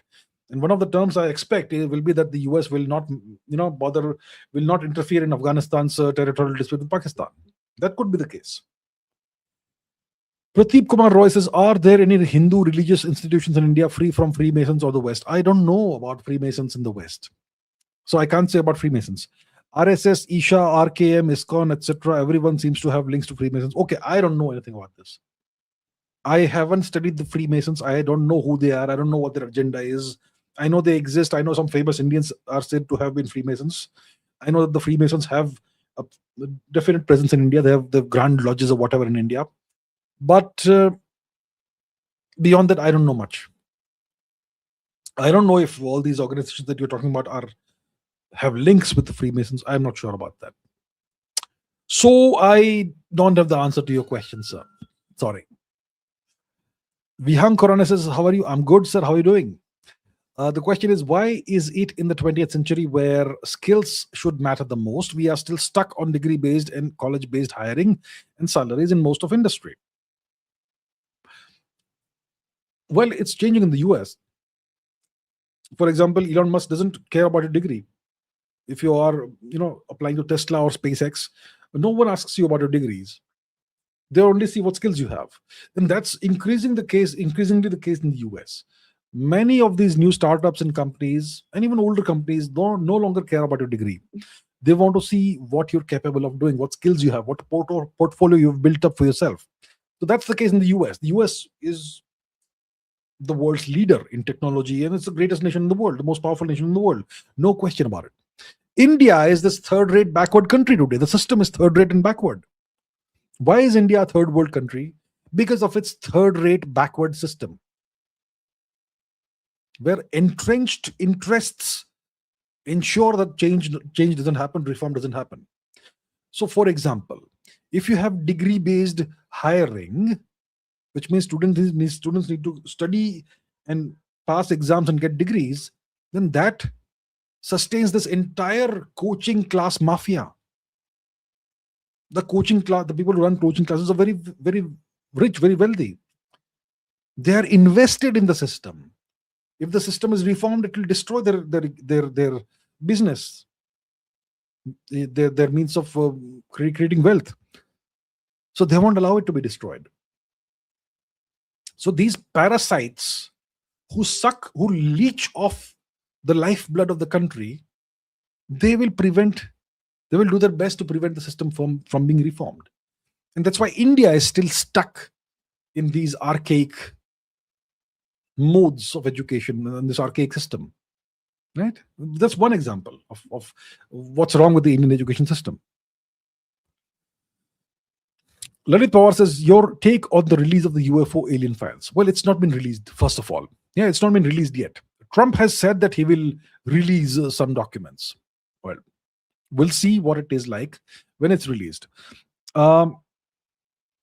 It's possible the release could be similar to the Epstein files release, where a lot of the key information is blacked out. It's redacted. That's a possibility. The second possibility is maybe this will be done to draw the world's attention away from where the world really should be paying attention. Maybe a US invasion of some nation or something. That's possible. The third possibility is that maybe these UFO files will have these documents, American government documents, that claim that we have been visited by aliens and we have communication and all, but it's just a claim printed on paper. They will not release any actual evidence of alien life or whatever. So my take is that I am super, super skeptical about this matter. Let's wait and watch what's released. I am pretty sure no actual evidence of alien life will be released. I'm pretty sure. I hope I'm wrong. I'll be thrilled if I'm wrong. But I suspect I'm going to be right. We'll see. Many Cazares says, with the shift towards agentic AI and coding agents, what's your take on the future? How do you see India evolving in this new agentic era? Well, these AI agents, agentic AI, it's like a digital employee. So agentic AI is AI that can do things on its own. You give it the context, you tell it what you want to achieve, you give it access to whatever files, folders you have, and you train it over time. It's like training a fresher, right? A person who's just come out of college and is starting as a first time employee of yours. So you got to spend some time training that person. Maybe a couple of weeks you train the person, right? At least a couple of weeks. Typically it's like a few months you train the person. Over time you make them better. So you train these agentic AI systems, these AI agents, and they will learn very fast if you know how to prompt them, if you know how to what kind of context to give them, and they're going to replace entry level employees, right? This is going to decimate the Indian IT sector, and AI is getting more and more powerful each iteration, and the time frames are getting more and more compressed. The time between chat gpt 4.5 and whatever the current iteration is, 3 point, what's the current chat gpt version, whatever it is, let's say it's 4.2, then the time it took between 3.0 and 3.1 may have been 6 months, but the time it took between 4.1 and 4.2 may be like 6 weeks only, right? So the time frames are getting compressed and the AIs are getting more and more powerful. This is going to decimate the Indian IT industry. Yeah. And the Indian IT industry is one of the major sources of India's foreign exchange, foreign revenue. So how do I see India evolving in this new agentic era? Well, it's going to be very, very tough for the Indian IT industry. It's going to be great for Indian startups who will leverage American AI systems and Chinese AI systems and whatnot. This new thing I've heard about, Moltbot Open Claw, something which seems to be even more powerful. Works 24/7. If you give it a MacBook Mini or something, or whatever. So it will be great for entrepreneurs. It will be great for lean startups. It will be disastrous for the monolithic, ancient, outdated Indian software industry, IT industry. That's how I see it going.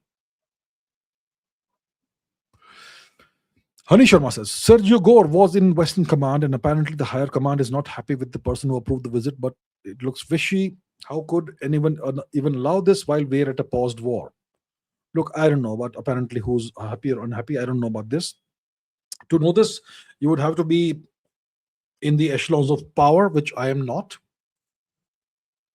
So, yeah, Sergio Gore did visit the Western Command. US military officials did visit. I'm not sure who approved the visit. I'm not sure who's happy, who's not. I don't think it was a good thing that we allowed this to happen. Give access to a US ambassador to our Western Command. I don't think it's the right thing for India to do. It sends a very bad message to the world, to the people of India. It sends vassal vibes to the world, which is not good, because we are still not vassals yet, at least, at any case. So yeah, it was disappointing for me. Pradeep Kumar Roy says, about the book Concepts of Physics by H.C. Verma. I haven't read the book. H.C. Verma is I believe at the same level as Resting and Halliday, right? Resting and Halliday is somewhere up here. I have never studied H.C. Verma. For me, it's Resting and Halliday. If you ever want to go back to the very basics of physics, college level physics, high school level physics, brush up your concepts, Halliday and Resting is the way to go. I don't know about H.C. Verma, so I can't say. Vihang Khurane says, as we have seen success and effectiveness of air defense systems, is it possible that using AI to build an air defense system effective against MIRV missiles and MIRV themselves? You use AI to do the decision making and controlling of the assets, but building the air defense system is a physical process.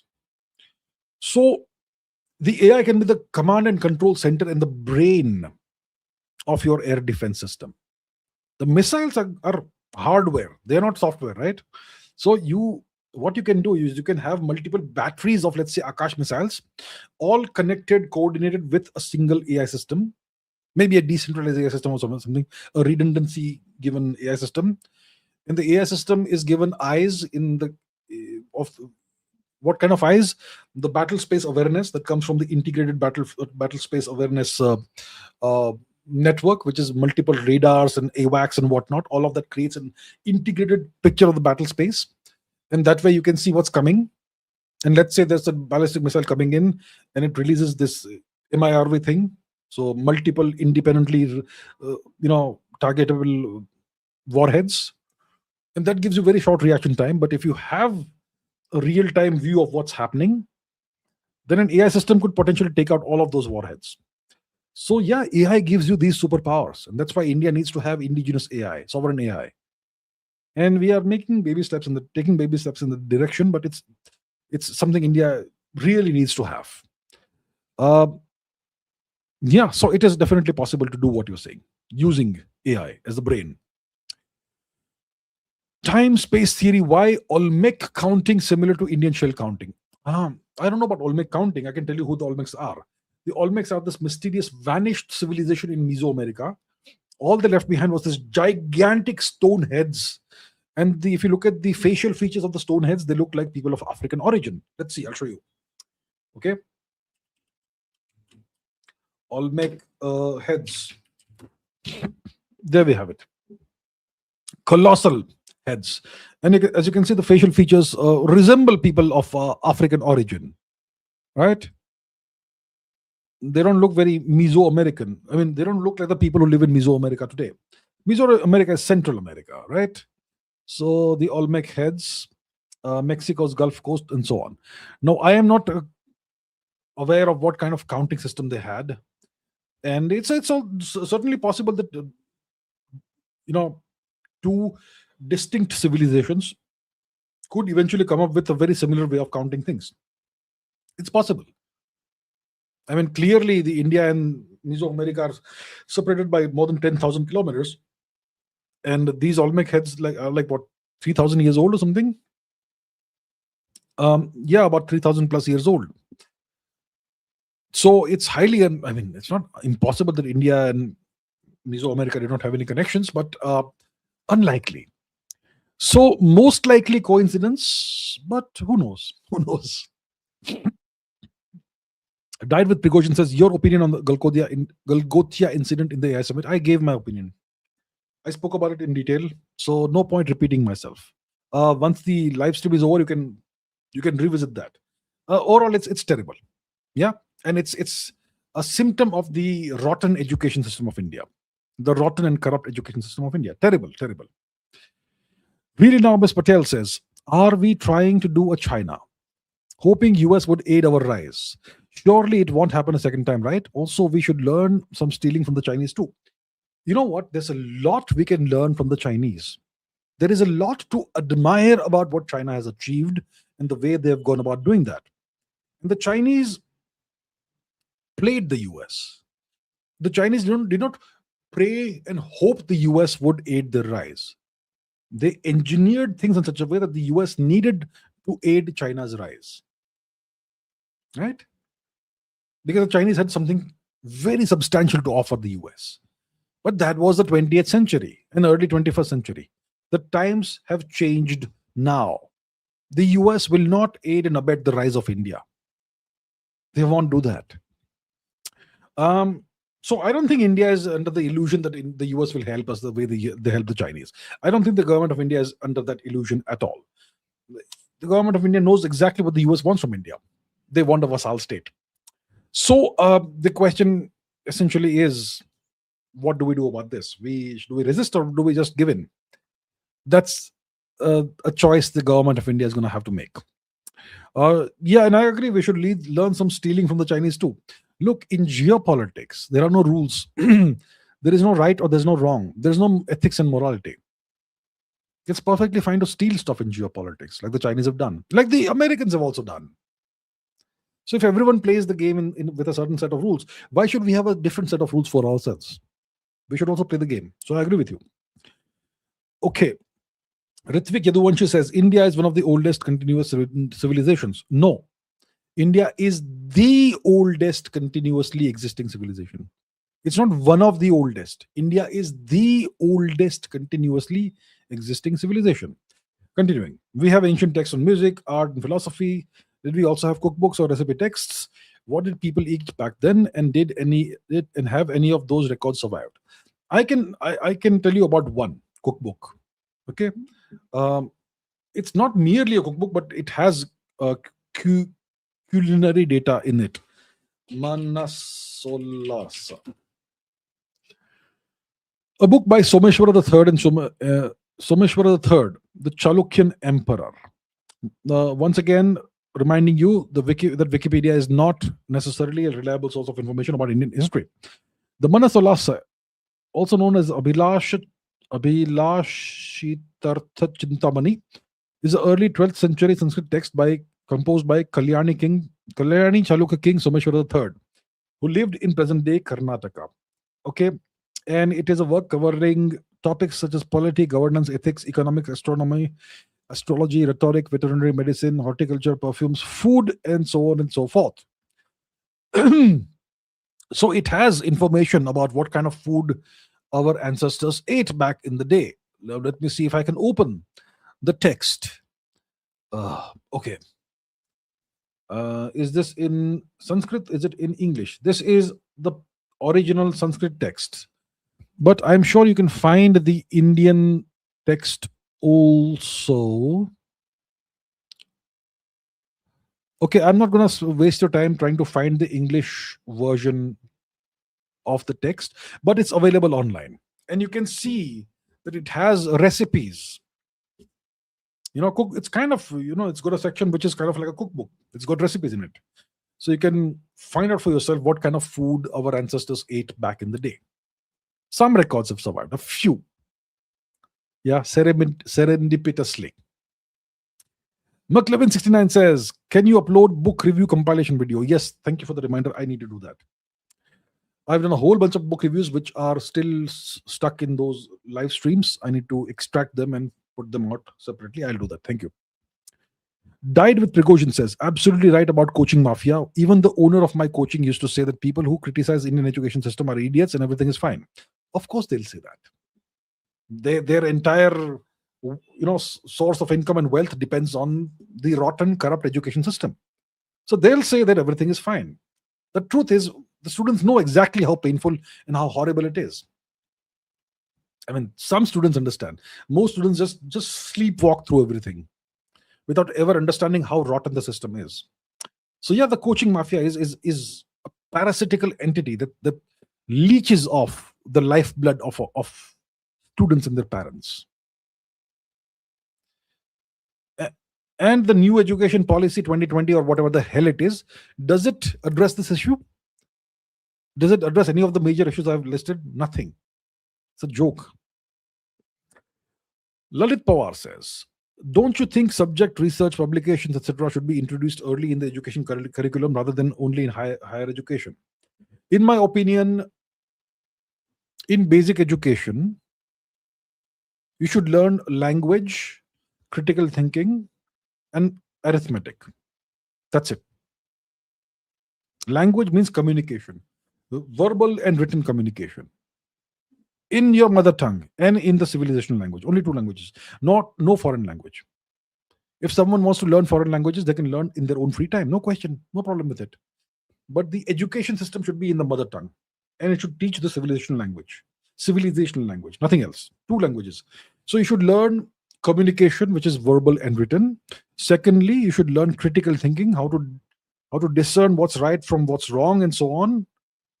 Decision making, all of that. Maybe national interest, what it is. And thirdly, you should be taught arithmetic, multiplication, addition, subtraction, multiplication, division, and interest, compound interest, all that stuff. And maybe some history. That's all you should learn in your basic education. All the other stuff should be, I mean, when it comes to research and all, most people don't want to do research. Why should they have to learn research? Why? They teach algebra at what, 8th standard, 9th standard. Who uses algebra in life? They teach trigonometry. They teach calculus. Once you are out of school, do you ever use calculus? And I'm saying this as somebody who loves higher mathematics. You don't need all that. So I would say you don't need to do any research, publications, etc. when you're in school. Absolutely not. Just teach the basics and stop wasting people's time. Why do you have to spend 20 years in the education system? You should be able to become an intern or an apprentice in an industry by the age of 15 or 16. That's what I believe. Dheeraj Kamath says, I don't completely agree with your take on the Indian education system. These days in the US, there's a pandemic of high school students who are unable to perform basic algebra and cannot read at even middle school level. I think, other than the Abrahamic history brainwashing, India's school system somewhat effective. Having gone to a CBSE school, I found myself at an advantage in my engineering program at top tier Ivy adjacent university. All right, sir. I'm glad it worked out for you. I believe the Indian education system is rotten to the core, and you don't have to agree with me. That's fine. That's fine. Um, Maybe it turned out okay for you, but it could have turned out stupendously well for you, right? And you obviously are someone who left India and went to the US and studied there. And what you studied in India, whatever preparatory work you did, kind of helped you to a certain extent. Okay, fine, good for you. But I'm talking about the education system as a tool of India's civilizational revival. Right? Do you understand? It may be okay for you from a personal perspective. I'm talking about the education system as a tool for creating high quality individuals to raise the standards of the Indian population. Right? It's somewhat effective. Who wants goddamn somewhat effective? I want the best education system in the world. I don't want a somewhat effective education system. So that's my perspective, sir.